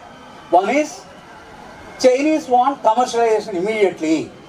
Whatever research that you do, immediately it should be commercialized. That is the theory, that's all. Whereas the entire Western Europe, Western developed world, America, they think about one thing, that is constant research and perfecting the theory. Yeah, they do more and more experiments to perfect the theory. But meanwhile, Chinese will complete commercialization. They are happy to do 3 to 4 rounds of commercialization to get an idea right. Whereas in the West companies spend the same amount of time on research, testing, validation, standardization, theoretical background, theory improve. All they waste the time. Whereas Chinese will do in that particular time entirely commercialized. Next please. Well, that is what I told. Our pitfalls, our problems are there, solutions are there. What are the solutions? One solution is, let's go follow our National Education Policy, NEP 2020. Another one is Chinese policy, commercialize your research. Try to commercialize and do research only for commercialization. Next thing is, go backwards. Yeah. The next solution is applying the principles of total quality management. In our colleges, TQM is taught by only pharmaceutics people. People think that, even teachers think that TQM is their policy. Not for others. Neither cognitive teacher, neither chemistry teacher, nor psychology teacher will never touch it. Oh, TQM is pharmaceutics people. No. TQM for everything. Total quality management, I am now putting it for education. TQM basically for products. Total quality management to assure good quality using TQM principles for good quality of product. But they say actually the TQM has come in World War II. Although it was innovated in America, but it was implemented in Japan in a very intense way because they were the worst sufferers in 1945 World War II. So they started implementing TQM everywhere. They are very, very successful. And the concept of TQM can be applicable in academics also. Many educators believe that the concept of TQM provides guiding principles for needed educational reforms. Education is, now TQM is for industry. Is education industry? Yes. Education is an industry. What are our products? Our graduates are our products. What are the inputs? Our infrastructure, our teachers, our labs, lab staff, all these are inputs. Management and a university offering the affiliation, these are all the inputs.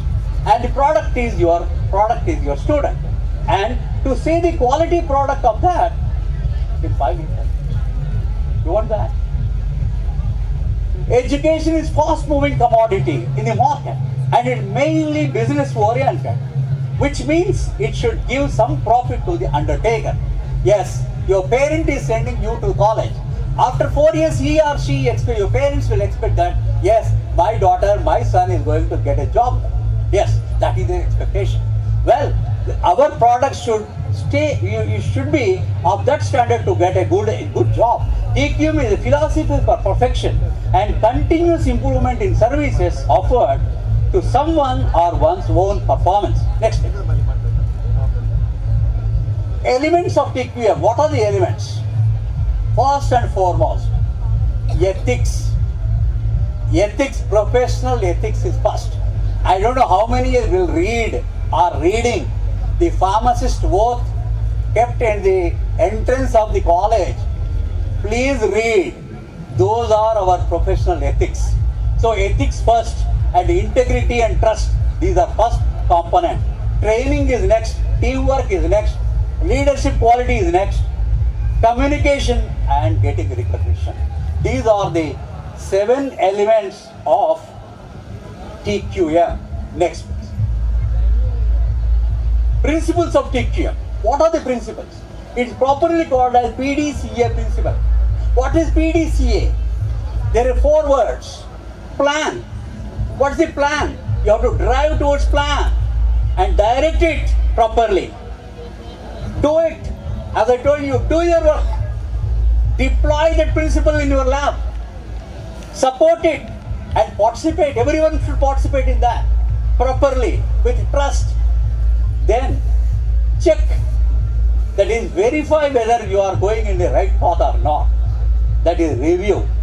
And then based on the inputs of the review, you continue or you do it, act it, recognize, communicate, revise. These are the 4 principles of TQM.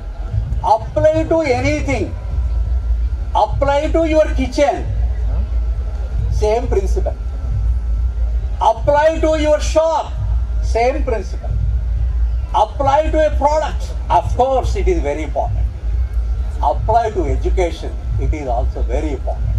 You think about it. You plan. Plan your teaching properly. Teachers are sitting here. Plan your teaching properly. For that you have to drive, you have to have a drive and direct it. Then do it. You teach, you deploy, and you get support from the management and try to do your best and participate. Everybody should participate. Then review it. Whether we have done, are we getting good results or not? Review it. If reviewer is there, if your review is there, something is wrong, go back. Something is right, proceed. That's what 4 principles. These are the principles of total quality management and plan, do, check, act. This applies to everything basically. Whether you want to marriage? Yes. Apply the same principle. you will be successful. Of course, revise is one important thing, right? Right? Okay.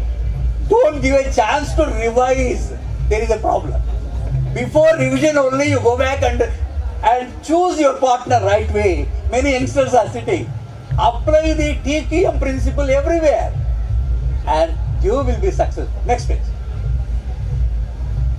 Well, what are the components of that? Let me briefly tell you something about synergistic relationship. What is synergy? Excellent synergy should be there between teacher and taught. Unless teacher and taught relation is there, you can't have a good teaching. You can't have a good learning. So teacher and taught relation, synergy should be there. And synergy has to be developed over time. With the experience of a teacher, student will have a wonderful teaching. And not only teaching a subject, the teacher will give a number of other inputs that you learn from teacher. Next please. Next page. Continuous improvement and every time self-evaluation. Well, teacher has to evaluate, student has to evaluate. I am telling about actually TQM principles, you see, mostly product related.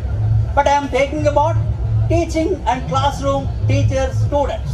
And of course management and support staff. So evaluate every time. That is redefine, self-evaluate, continuously improve. And you understand what are your strengths, what are the individual learning styles, what are the different types of intelligences in the classroom. We should understand, then only we can teach properly. And students also have to understand their limitation. Next page. System of ongoing process. Yeah, this plan, do, check, act. This for PC, plan, PDCA is a continuous process. It's not a discontinuous process. It should continuously, improve. It improve. Till what? Till you get perfection. And even perfection has to be maintained for that continuously. That's what is mentioned here. Next please. Quality speaks, just go back. Quality speaks to working on system which must be examined to identify and eliminate the flawed process that allow its participant to fail. Next please. Leadership. Well, leadership doesn't mean our MLAs or MPs. No. At home, your parents are leaders. Among the parents, who is the leader? Oh, no doubt, mother is your leader. Madam has to approve everything. She leads. Right? Naturally. A child will go and ask whom first. First, application will be proceeded first, submitted to mother. Mother, if she agrees, she will make your father agree. If she doesn't agree, she will say your father doesn't agree. So the leadership is there. Leadership is in everything. Leadership in the classroom, leadership in the study, leadership in the teaching, leadership in the learning. All those components are there. And the leadership is important. And for that, you learn in the college. This is to be important because you go tomorrow, in your organization where you are working, you show your leadership skills, you will be successful. Next. Well, what's the conclusion of all this? We have to learn and understand the development pattern of pharmaceutical education in other developed countries to create our own framework. We are still in development process. We should see the experience of all other countries, mainly developed world, and take the pharmacy education back to its glory. It is essential to understand the trends in the world before defining the course of development of pharmacy education in India. That means trends we must understand. In case we have to acquire the status of developed nation, we have to become trendsetters. Well, today what we are calling, Modi is going, he saying, we are number 5 in the world. Very soon we are going to become number 3. Well, where? Developed countries, developed nation. Well, developed in what? Finances? No. Development in every aspect. Development in our practices. Development in our family structure. Developments family quality of living, development, child growth, development, everything. Development should be there in everything. That means then only you called as a developed nation. To become developed nation, you must acquire the status of developed nation. We have to become trendsetters rather than followers in future.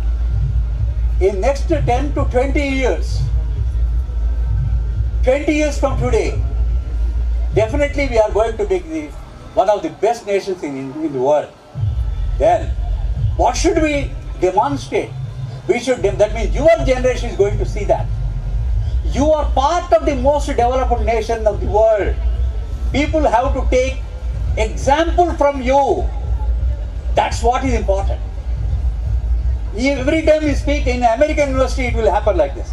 No. Tomorrow they should speak in an Indian university, it happens like this. This is what you have to demonstrate. That's what is important.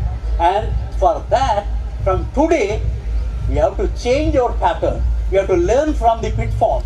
We have to learn from our experiences, learn from the success stories, and we should come out with that model. And one gentleman from a group of people from China, they wrote in our Indian Journal of Education Research, IJPER, way back in 2016. This article, please read this article. The Chinese people have written in Indian Journal about how this TQM can be used in pharmacy education. That's why I have given that quote. It is available, just you click, it is available. This is open source journal. Next. Next. Message to carry. What is the message? I need not tell you more about. You carry home message. What is that? Our profession is an essential component of healthcare. We need to integrate, please remember, integrate with other co-professionals in order to offer the best pharmaceutical care and medical care to the society. In the context of globalization, we need to tighten our belts to be competitive with other nations. NEP 2020 will give some guideline. Implementation of TQM could be one of the best solutions to the problems that we are facing today. Maybe you have to implement TQM in our education system. And lastly, last slide, there is one gentleman who is my friend for a long time. He is professor in Baroda. This gentleman, Ambikanandan Mishra, he was a professor in Baroda, MS University Baroda, one of my very close friends. He is a pharmaceutics professor, and unfortunately we missed him during COVID. But this gentleman wrote in 2012, 12 years before, this particular article in PharmaBiz. PharmaBiz is a magazine actually. He wrote about an overview of pharmacy education in India. He gave so many ideas. In fact, some of the ideas I have taken from that particular article. And I am so happy that my good friend has written and given me so many ideas today to speak to you and impress upon you. That's why I dedicate my lecture to this gentleman who is with God today. Thank you.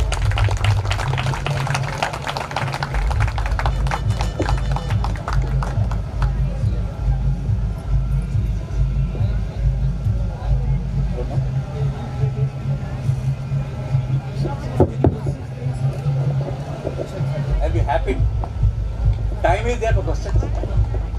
So, thank you very much, sir, for your wonderful lecture. So, any question from audience?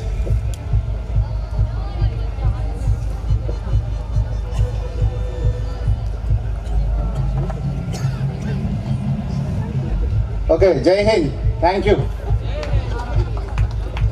Sir, so I request our chairperson to the session, Dr. Y. Narasimha Reddy, sir. Kindly give your...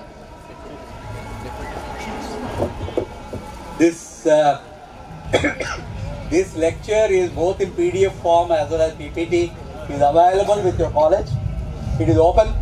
And my mail ID is also given in that. You can ask questions, you can forward your questions, you can go through this. It is available. I think we are going to keep it in the YouTube. I am going to keep this lecture in YouTube also, my YouTube also. medchemeducation.org. That is my YouTube channel. You can open this lecture also, you can read, you can listen at any time. So many other lectures, right? Thank you. Heartfelt gratitude, sir, for your inspiring session. Let's give you a big round of applause as we recognize sir's lecture and inspiring message about pharmacy education. Thank you so much, sir. Now I would like to invite our principal, sir, Dr. C.H. Kantlam, sir, to present the momentous to chair and co-chairperson.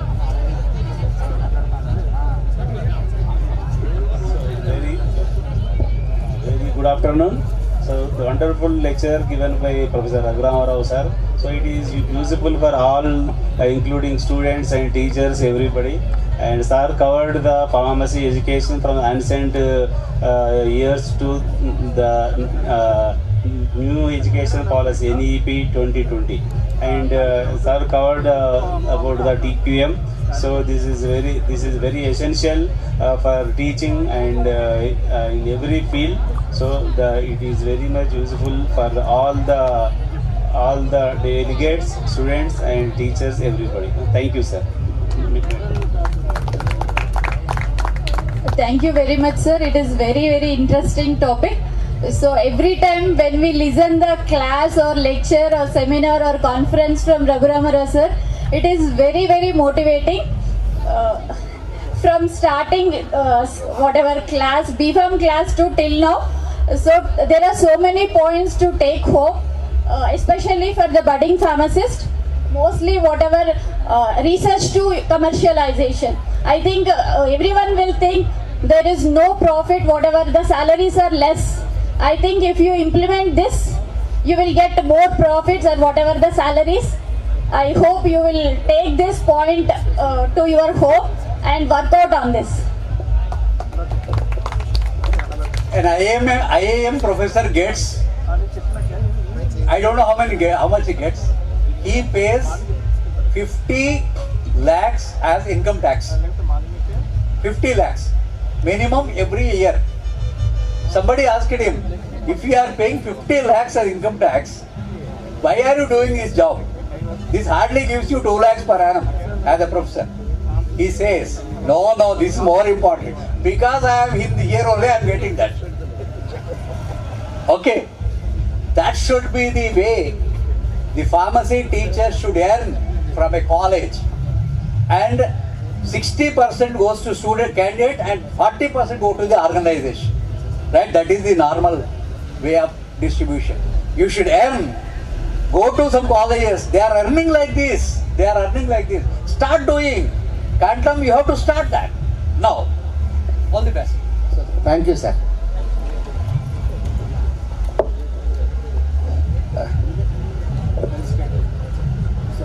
Now I like to invite convener person to felicitate the resource person.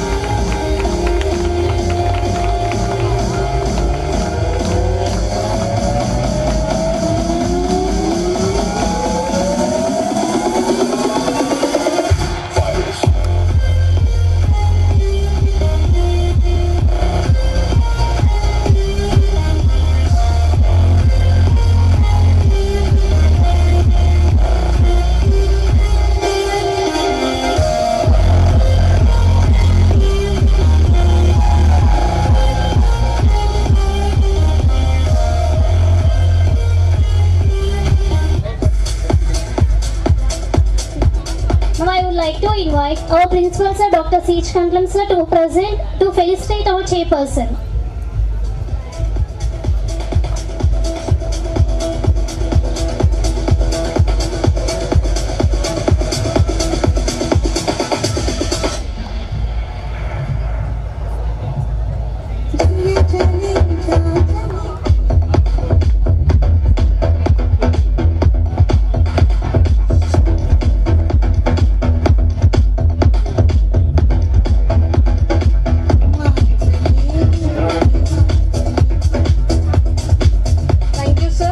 I would like request of faculty to felicitate the co-chairperson.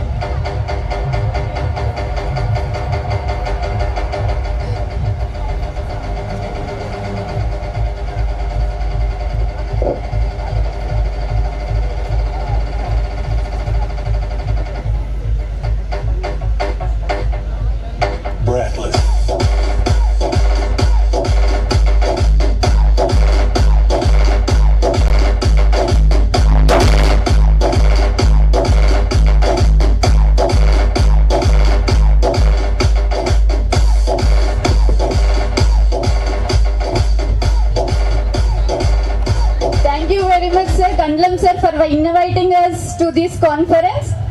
Thank you very much.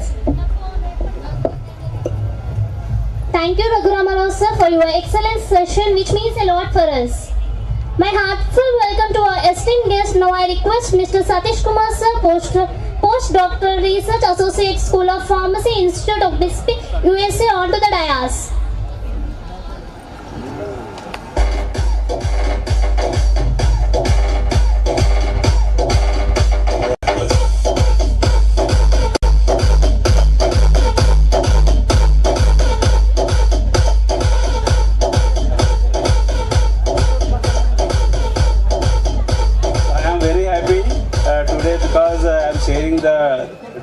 With my student Dr. Kantlam and my teacher Professor Raghuramara. So it is a rare occasion. Thank you very much. Thank you all. Thank you, sir. Now I request Zubeda ma'am to present a bouquet to Mr. I request Ramesh sir to act as a chair. Now I request Mangalam sir to act as a co-chairperson.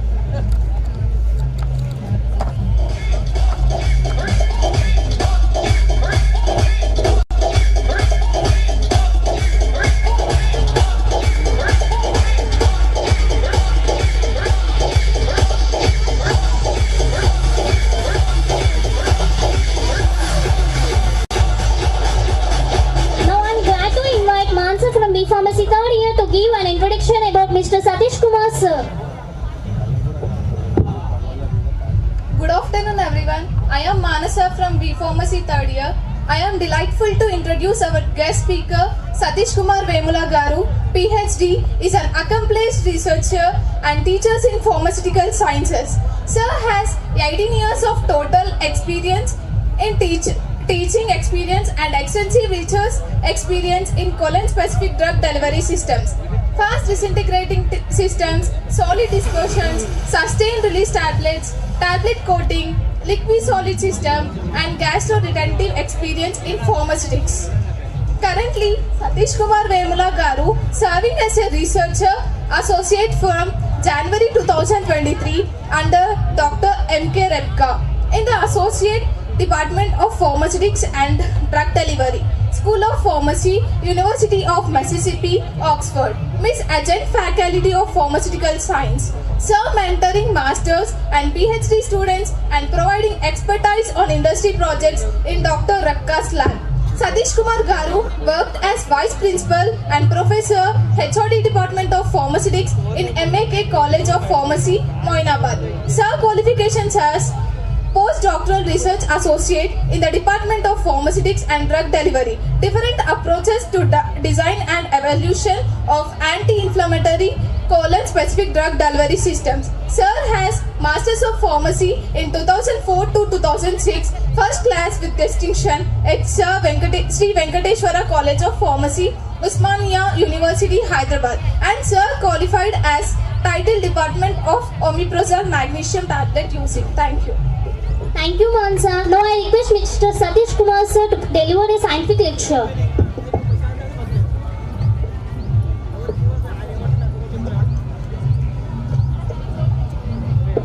Thank you very much for your nice introduction.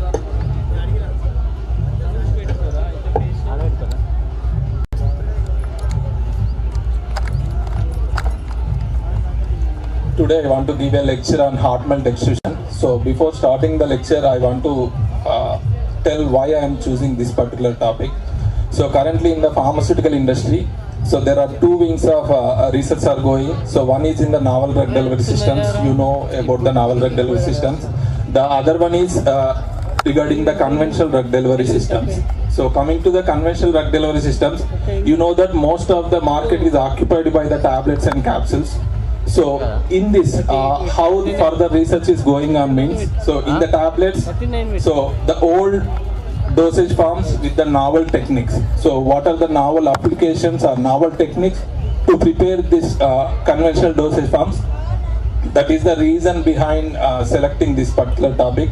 So hot melt extrusion is one of the technique to prepare the granules and tablets in the modern way. So why? Because hot melt extrusion, one of the major advantages, it is the continuous process. So whatever in present industry is going on, it is a batch process. The difference between the batch process and continuous process is, like in the batch process means step by step. So like mixing, granulation, compression, coating, packing, like that. In the continuous process, all the steps are coming in a continuous way without any interruption. So that is the advantage of hot melt extrusion to prepare the tablets when compared to the conventional method. So coming to this, these are the topics like introduction. So what is HME and what are the applications and some case studies. Next slide. The hot melt extrusion, so it will generate the extrudates or granules. So based on the different types of the thermoplastics or thermopolymers. So in this mainly we are preparing the amorphous solid dispersions. So the amorphous solid dispersions advantage is, so we are improving the solubility and dissolution rate. So one of the major challenges for the conventional dosage forms is like dissolution problem, because most of the invented drugs are classified under class 2 or class 4 drugs. For the class 2 and class 4 drugs, the basic problem is solubility. To improve the solubility, we have many techniques. One of the techniques is the amorphous solid dispersions. So by using the hot melt extrusion, we can prepare the amorphous solid dispersions. Next slide. So this is the schematic diagram of hot melt extruder. So we have the single barrel and double barrel extruders are there. So here in this picture, I am showing the single barrel. In the next slide. Next slide. So these are the basic steps in meeting, melting, mixing and forming. So that means first we are introducing the blend of the active pharmaceutical ingredient and the thermopolymer. So both are mixing at the first stage in the blue color. So then coming forward to the end, so it will because of applying the temperature, so it will melt and molecular level mixing happens. So here the molecular level mixing of the drug happened in the presence of the thermopolymer, thermoplastics. So thereby it is converting from crystalline to amorphous nature. So in comparison to crystalline form of the any drug substance or chemical, the amorphous forms are more soluble and thereby it will give the rapid dissolution. So hence it will improve the bioavailability. So that is the main intention of this one. So here we have distributive mixing and dispersion mixing. There are two things are there. In the distributive mixing happens at the low shear, so thereby the drug will blend with the polymer, and in the next stage due to apply of the temperature, so high viscous mixing happens and thereby it will converting into the amorphous form. So that is called as dispersion mixing. Next slide. So this is the flow chart. So what I explained, distributive and dispersive mixing. Next. So for this, next slide. So for this one we have the different screw elements. So in that the most important screw elements are A, D and E.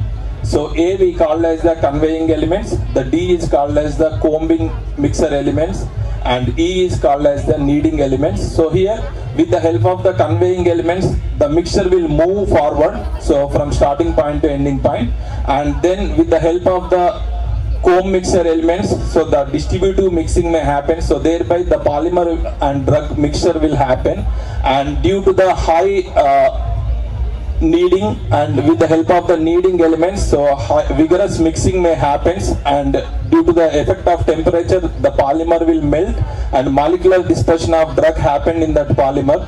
So here there are two things are there in the E. So the first one we can call as the 0 degree, and the second one we call as the 90 degrees. So that means one is 60, 90, 30, the other one is 45 and 90. So based on the requirement, so based on the viscosity of the polymer, based on the temperature we are applied, we are giving the different configurations. So we are applying 0, 30, 60, 90 or 90, 90, 60, 60. So different configurations we will apply based on our requirement. So that is mainly depending upon the what type of polymer you selected and what is the nature of the drug and what is the viscosity of the polymer and what is the temperature we are applying.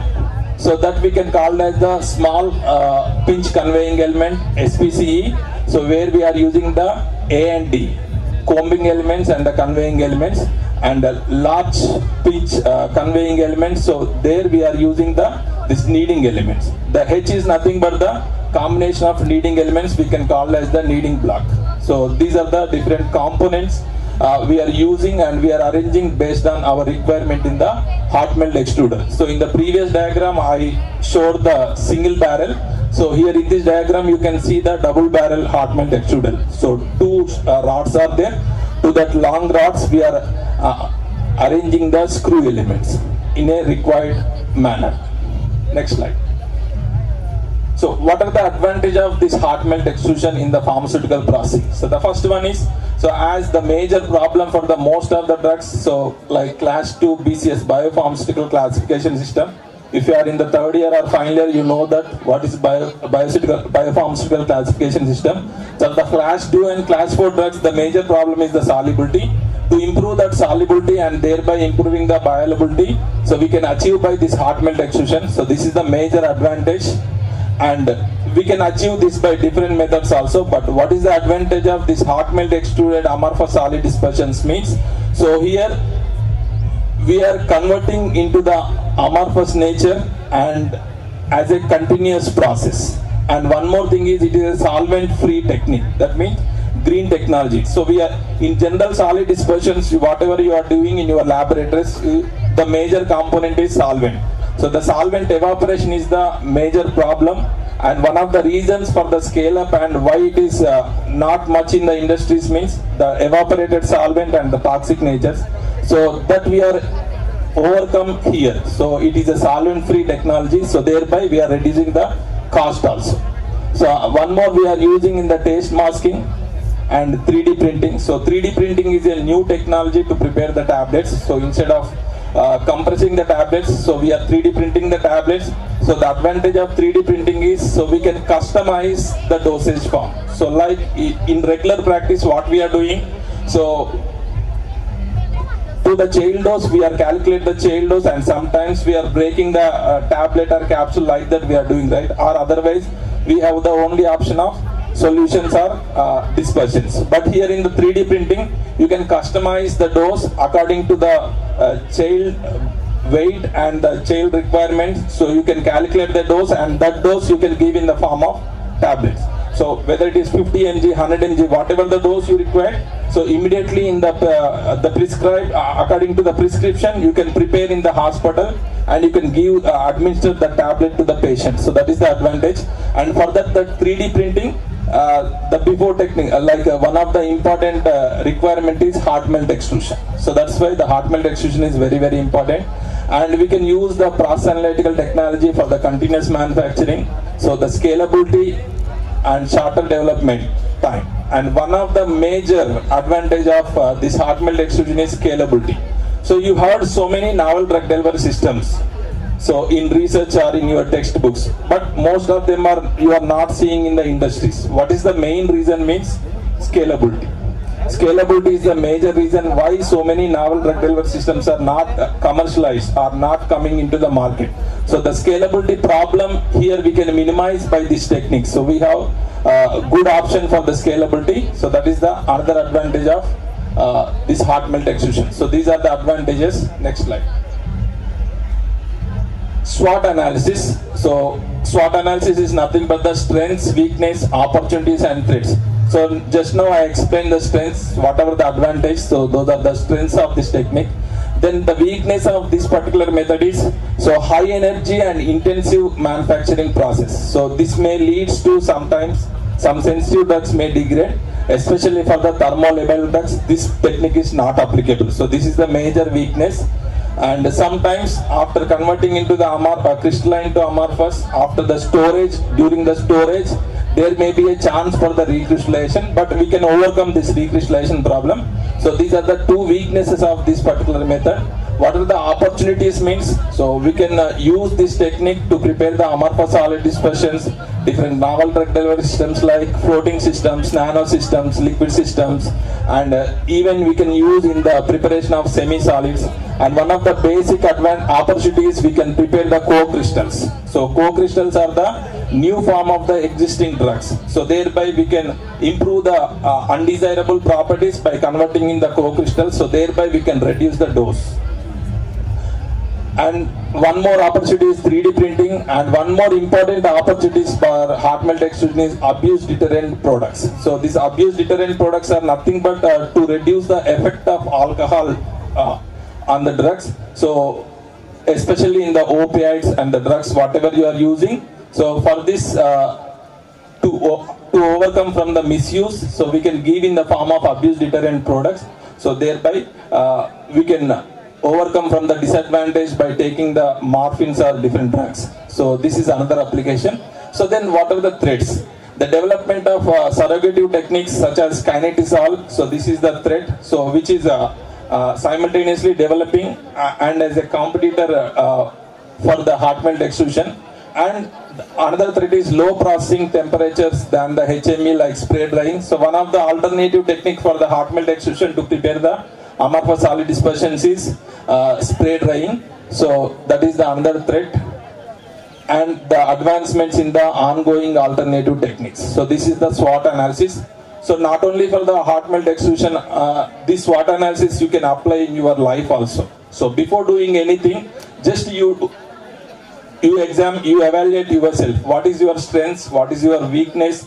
And what are the opportunities? What are the threats? For example, now you are studying B Pharmacy. After B Pharmacy, what do you want to do? Whether you want to go for immediately for job by using the different courses, or you want to do the regular masters, or if you want to go for the MBA like things, or you want to go for the pharmacovigilance related things, or SAS like programs. So you have the different options. So before choosing the option, just you think about first of all what are your strengths. So whether you are able to do that or not, so that is your strength, and what are the weakness in that program, what are the opportunities. If you want to do that program, what are your opportunities, and then what are the threats. Means for example, so many people from the pharmacy are going to the SAS, but immediately for the SAS, what is the threat means Python. So people are running towards the Python. So like that. So if you are taking one particular course and if you are choosing one particular path, so you have to think about what are the immediate threats. If any threat comes means whether immediately you are able to sustain or not. So that is very, very important. So that's why this SWOT analysis, like Dr. Raghuram sir told, TQM, Total Quality Management. So like that you can apply your SWOT analysis for yourself before choosing anything. Next slide. So these are some of the research areas using the hot melt extrusion. So major part, most of the publications for the solid dispersions, amorphous solid dispersions. So the next place occupied by the 3D printing. So this hot melt extrusion and 3D printing are the novel techniques for the tablets. So still it is not more in the India, so more in the US and Germany countries. So maybe one or two academic institutions are bringing these techniques here. So I think Naipar, Guwahati, we have these two options, hot melt extrusion and 3D printing. So one of my classmates, Dr. Naveen Chella, he is working on this hot melt extrusion and 3D printing. If anyone has interest, you can apply for the Naipar, Guwahati. So there you have the options to work on the 3D printing and hot melt extrusion.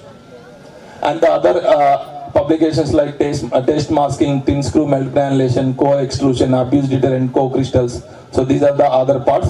Mostly it is initially it is developed to prepare the amorphous solid dispersions, but nowadays this technique is applying for the different solid dosage forms and different control release dosage forms. So what is the advantage with the control release or sustained release using the hot melt extrusion means? So because of molecular level dispersion of drug in the polymer, it will take less polymer when compared to the conventional methods. Even I have experienced the same. So with the conventional method, I prepared the colon specific drug delivery system using HPMC. So where it took 40 to 50% of polymer. for the same drug and the same level of same weight of the tablet. By using the hot melt extrusion technology, I achieved the same level of drug release at the level of 25%. So that means, that is the intensive mixing happens. So that's why, we can reduce the polymer burden. So one of the major disadvantage for the high dose drugs like paracetamol or any other drug which has 500 or 400 dose. So the pill burden is the major reason. So if we have very controlled use of excipients. Otherwise, the tablet size will increase. It is difficult to swallow. So in that case, techniques like this will reduce the pill burden. So there are two things. One is by converting into the solid dispersion or co-crystal, we can reduce the dose, and by applying the polymer with hot melt extrusion, you can use the low weight of the polymer to give the same sort of results. So thereby you can reduce the pill burden. Next slide. So these are the based on the final die. So you can get the product in the form of filament, film, pellet or granules. So the final output, so that we are converting into, next slide, tablets or capsules. We are filling into the capsules, or we can directly prepare the films like oral films or buccal films, or we can go for the taste mask preparations, co-extruded filaments. Even we can prepare the semi-solids like suppositories, ointments, we can prepare by the hot melt extrusion. So recently we have published one paper on the suppositories in the International Journal of Pharmaceutics, so by applying the hot melt extrusion. Next slide. So these are the different applications. So coming to this important slide, so here the problems or critical parameters related to the hot melt extrusion. Not only for hot melt extrusion, for anything. So we have this fish diagram. So here for this we have the four things: formulation related factors like what type of polymer you are using, the drug characteristics, and what is the co-former you are using, and the process related factors, manufacturing site, so where the site is located, that location related problems, and the scale up related problems. So if anyone choosing your career in the pharmaceutics, so in the as a formulation scientist, so my sincere advice is, most of the people, even in the current the trend is mostly you people are doing on the formulation factors related side. Simply you are taking some XY drug. If someone is prepared the floating drug delivery with the X polymer, means you are taking Y polymer. That's it. So those type of research is doing by the most of the people. But more interest and more demand is there for the process related, who are doing the research on the process related problems. So don't go for the novel drug or don't go for the new polymer. So choose the existing drug, choose the existing polymer. Simple, you take the paracetamol, very cheap drug. Okay. So with affordable cost, you can purchase the paracetamol API. So using the paracetamol, so for example, what is your aim? So whether you to prepare the tablet or to prepare the solid dispersion or to prepare some novel drug delivery system, whatever it is. So what are the process related problems? For example, in this hot melt extrusion, you have the major process related problems is the feed rate, the balance between the feed rate and the screw speed. So that we have to balance. What is the feed rate and what is the screw speed? So that you have to balance. And what is the screw design and what is the temperature? So by changing the polymer, how you can change the temperature and the mixing speed. So these are the processing parameters. So by play with these process parameters, how can you optimize your formulation? So if you concentrate on these things, you have more demand in the industries when compared to the conventional formulation research. And the one more problem is scale up related problems. So most of the dosage forms are in the academic research but not in the industry. Why means one of the biggest reason is scale up problems. So simple example I will tell. So for example, in your home you are preparing a tea. So preparation of tea or cooking the rice or any curry for the 1 people or 2 people is very easy. But same you assume, so you are preparing for 10 people, you are preparing for 100 people, you are preparing for 1000 people. So what are the parameters will play? One is the bowl size. The second one is the mixing speed. Simple, you can prepare the rice for the 2 or 4 people. With your hand you can mix with a spoon. So for the homogeneous cooking. But at the same time, you think for the 1,000 people, if you are cooking the rice, means how much strength and what is the mixing speed you required for the homogeneous cooking. So like that simple example, conventional example I told. So like that same type of problems we may face when converting from the small scale to the large scale. Simple solid dispersion. So how much amount of solvent used. So for the conventional scale, it may take 10 minutes, 15 minutes, 1 hour time for the evaporation. But in the large scale, if you are preparing the same in for 1,000 liters, how much time it will take, and what is the temperature you are using, and what is the time for the cooling. So these are the parameters. If you are not properly heat or not properly cooled means, so there is a chance for the charring, there is a chance for the degradation of the drug. So those problems you may face in the scale up. So other demanding in the industries is, so those who are good in the scale up. The next slide. So these are some basic problems what I explained. So then I will, due to the time, I will jump to the application process. Just go to the next slide. Next. So these are the different diagrammatic representations of the different process. Next slide. Next.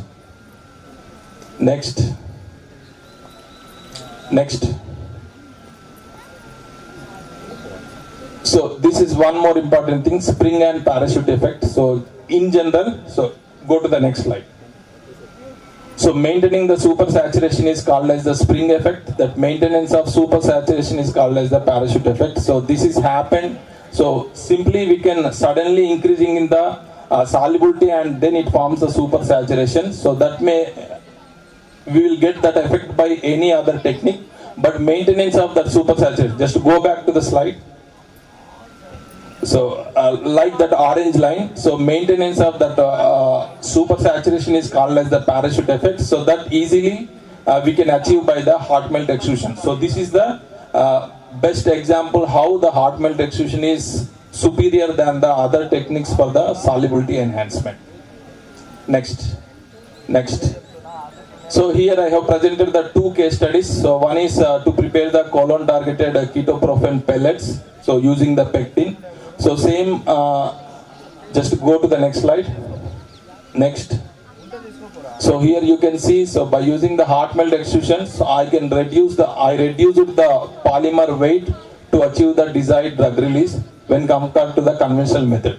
For the same, I have applied some Evonik people gave some Udrazit samples. So to this I have applied the Udrazit to further optimize the formulation. Next slide. So these are some results related to this study. Next. This is the comparison between the 2 formulation with and without NGM of the pectinase. Next. These are the stability studies before and after storage. So finally, we reduced the polymer concentration by applying the hot melt extrusion to prepare the colon specific drug delivery of the ketoprofen.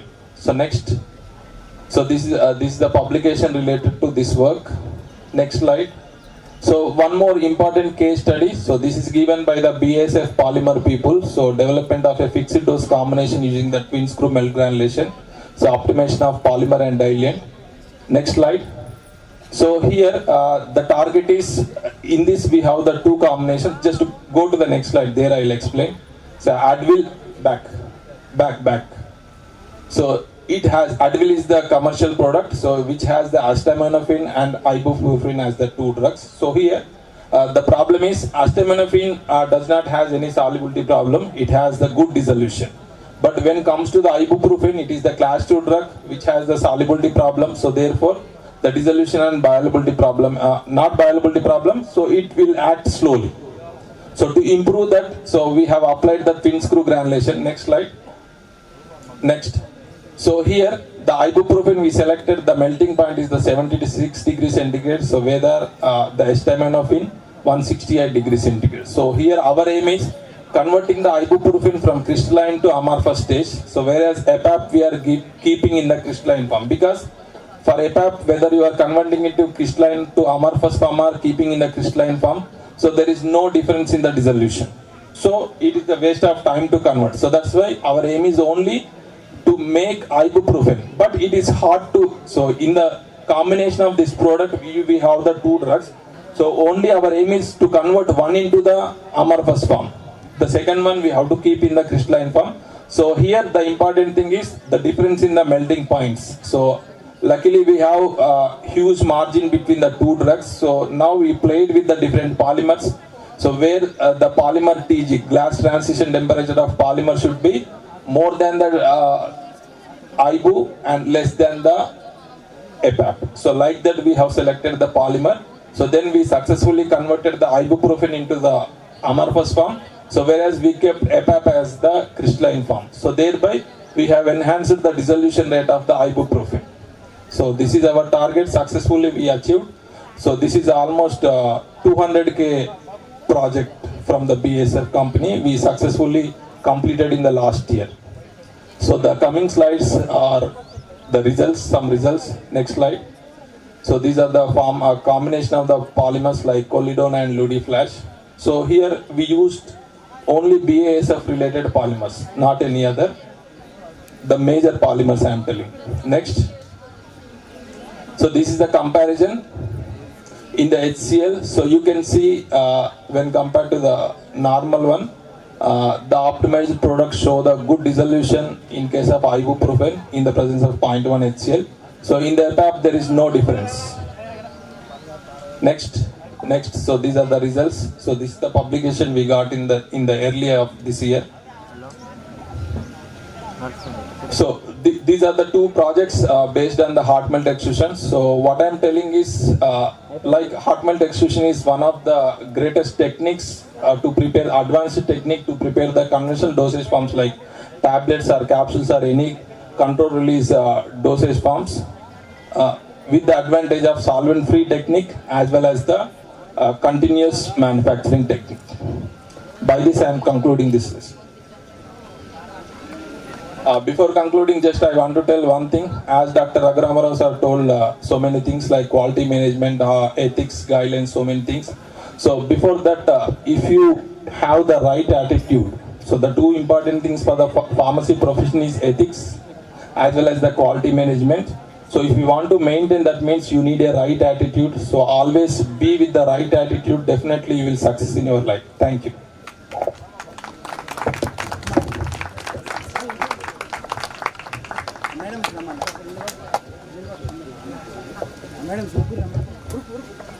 Good evening to all. Dr. Satish Kumar Vemula is my junior at University College of Pharmaceutical Sciences, Kakti University. Presently is working as a research associate at University of Mississippi. He has delivered a wonderful lecture, how to melt extrusion process. He has given detailed information about that process. There are so many approaches are there for increasing the solubility of the drugs. Okay, he has given the any doubt on this lecture, audience.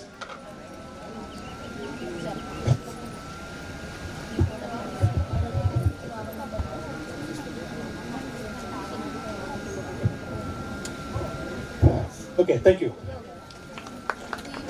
Thank you, sir. I would like to extend our heartfelt gratitude for your enlightening scientific lecture at our conference today. Your insightful presentation about hot melt extrusion was highly informative and engaging, and it sparked a lively discussion among the attendees. We are grateful for the time and effort for investing in preparing and delivering for lecture. Now I would like to invite our principal sir, Dr. C.H. Kandalam sir, to felicitate our resource person. Sir.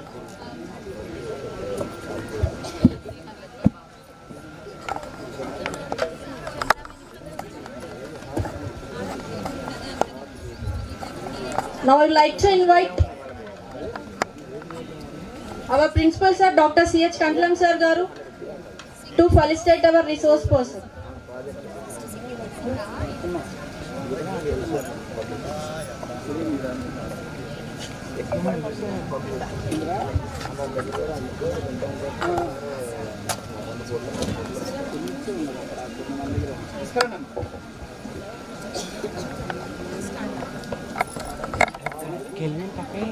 తక్కువ ఇచ్చిన already ఇప్పుడు వచ్చింది ఎంత light I invite all the faculty madam onto the dais దగ్గర వస్తుంది ఇప్పుడు దగ్గర to felicitate our resource person. Okay అంతే అరే ఏమైతే మళ్ళీ అడగచ్చు. చెప్పరా ఇలా ఉన్నా చెప్పు. So it is time to close. సరే sir. So thank you very much to one and all. I would like to invite Raghuram sir onto the dais and ONR sir, Rajkumar sir. So all of you, sir, Chiranjeev sir and Babura sir.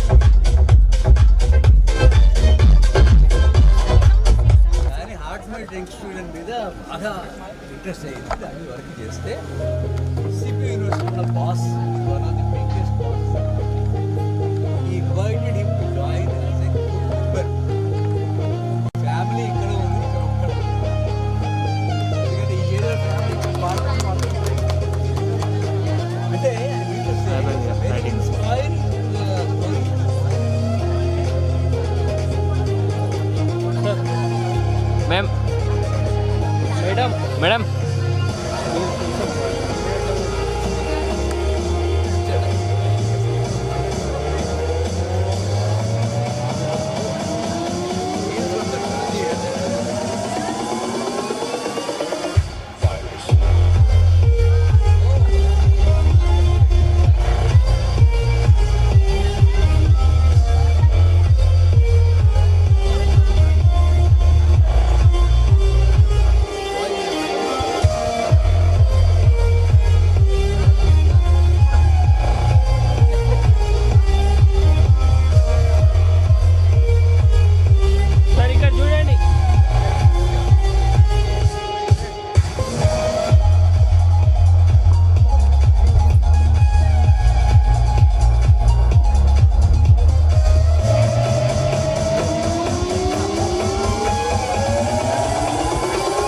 ఆపేయమని చెప్పాను కదా.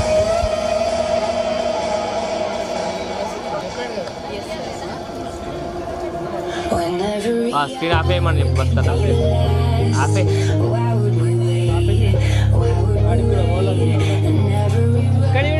Okay ma'am look అయ్యా. Okay look అయ్యా sir.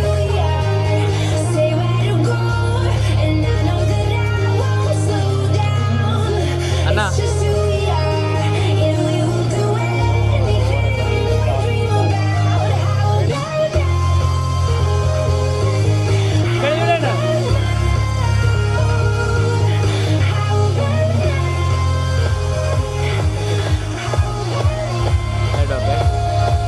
Next ఎందుకు మనం ఎక్కలేము మన overall ఎందుకు ఆడికి నేను కాలు ఆడిపోతే మీరు తినదు ఇక రూపాయి అవుతుంది అయిపోయిందా ఏమన్నాడు ఆరు సాక్షి ఆగు రిపోర్ట్ అయిపోయింది అదేంటి వస్తున్నారేమో లైవ్ తోటి ఏం పని.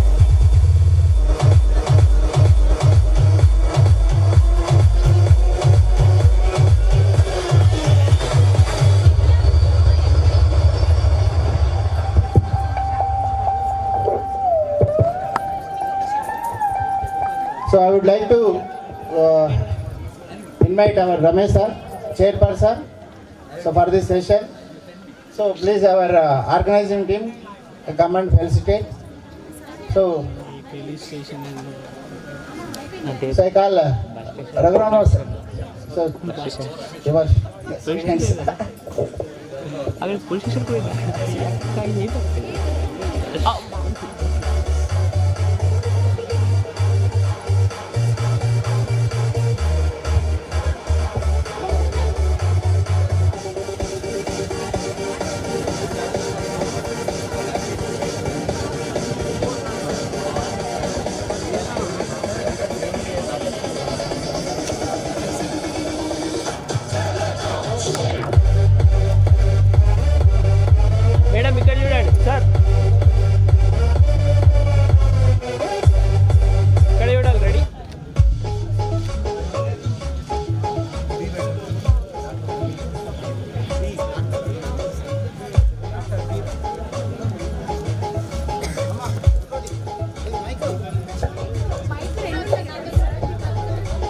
So I call today's chair, scientific session co-chair, Dr. Mangulal sir.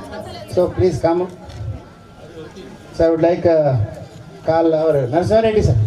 Kindly facilitate our co-chair today. He is our professor in our college.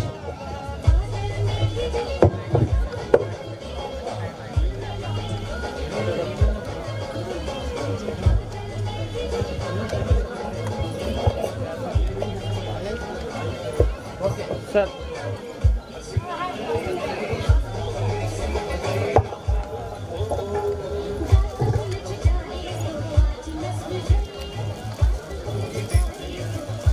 Sir, report.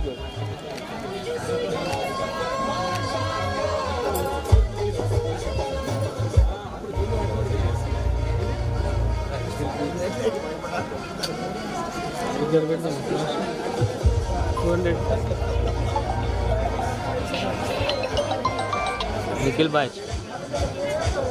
City.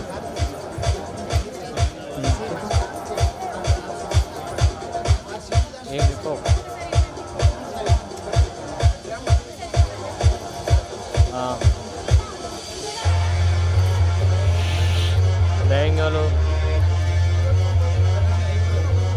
Okay, ready? Self class. Choose నీ పోయా sir ఒక 5 minutes. చూడండి. ఎంత 12 ఒక్క మేము మళ్ళీ ఒక్క 2 ready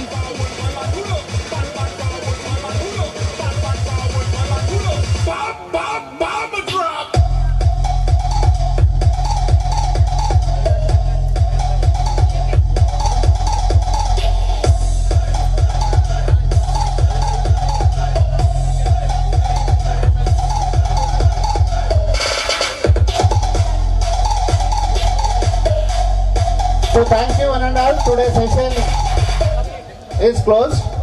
So tomorrow morning, as usually 10 o'clock, it will be started. Kindly attend, all of you. Thank you very much for your patience. Thank you very much.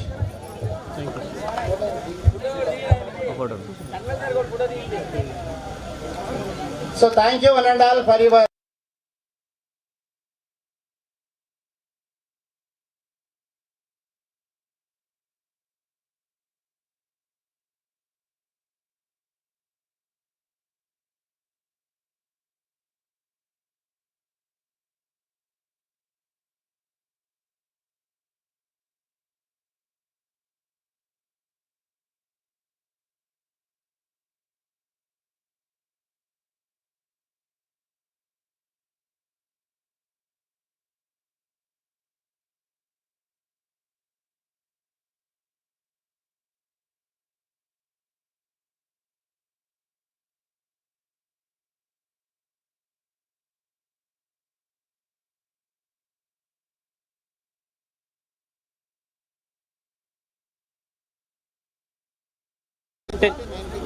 Okay sir మన పిల్లలు activity చేస్తాం 9కి వచ్చేసేయండి. ఓకే సార్ ఓకేనా? రేపు వస్తే మన పిల్లలు వచ్చిన తర్వాత అక్కడ అన్నీ ఉన్నాయి, అందరు ఫోటోలు తీస్తారు, అందరు ఎంతమంది ఫోటోలు తీస్తారు అంతమంది ఫోటోలు తీస్తారు. ఓకేనా? 10కి ఇక్కడ స్టార్ట్ అయింది. ఈ లోపు అక్కడ అంత మొత్తం కంప్లీట్ అయింది. 9కి వచ్చేస్తాం. తర్వాత సెషన్ ఉండదు. ఓకే రోజు అయిపోయిన తర్వాత అందరు ఉంటారు. కాబట్టి మనం రాగానే స్టార్ట్ అయిందంటే కాబట్టి మా ఫ్యాకల్టీ అందరూ ఎవరి ఫోటోలు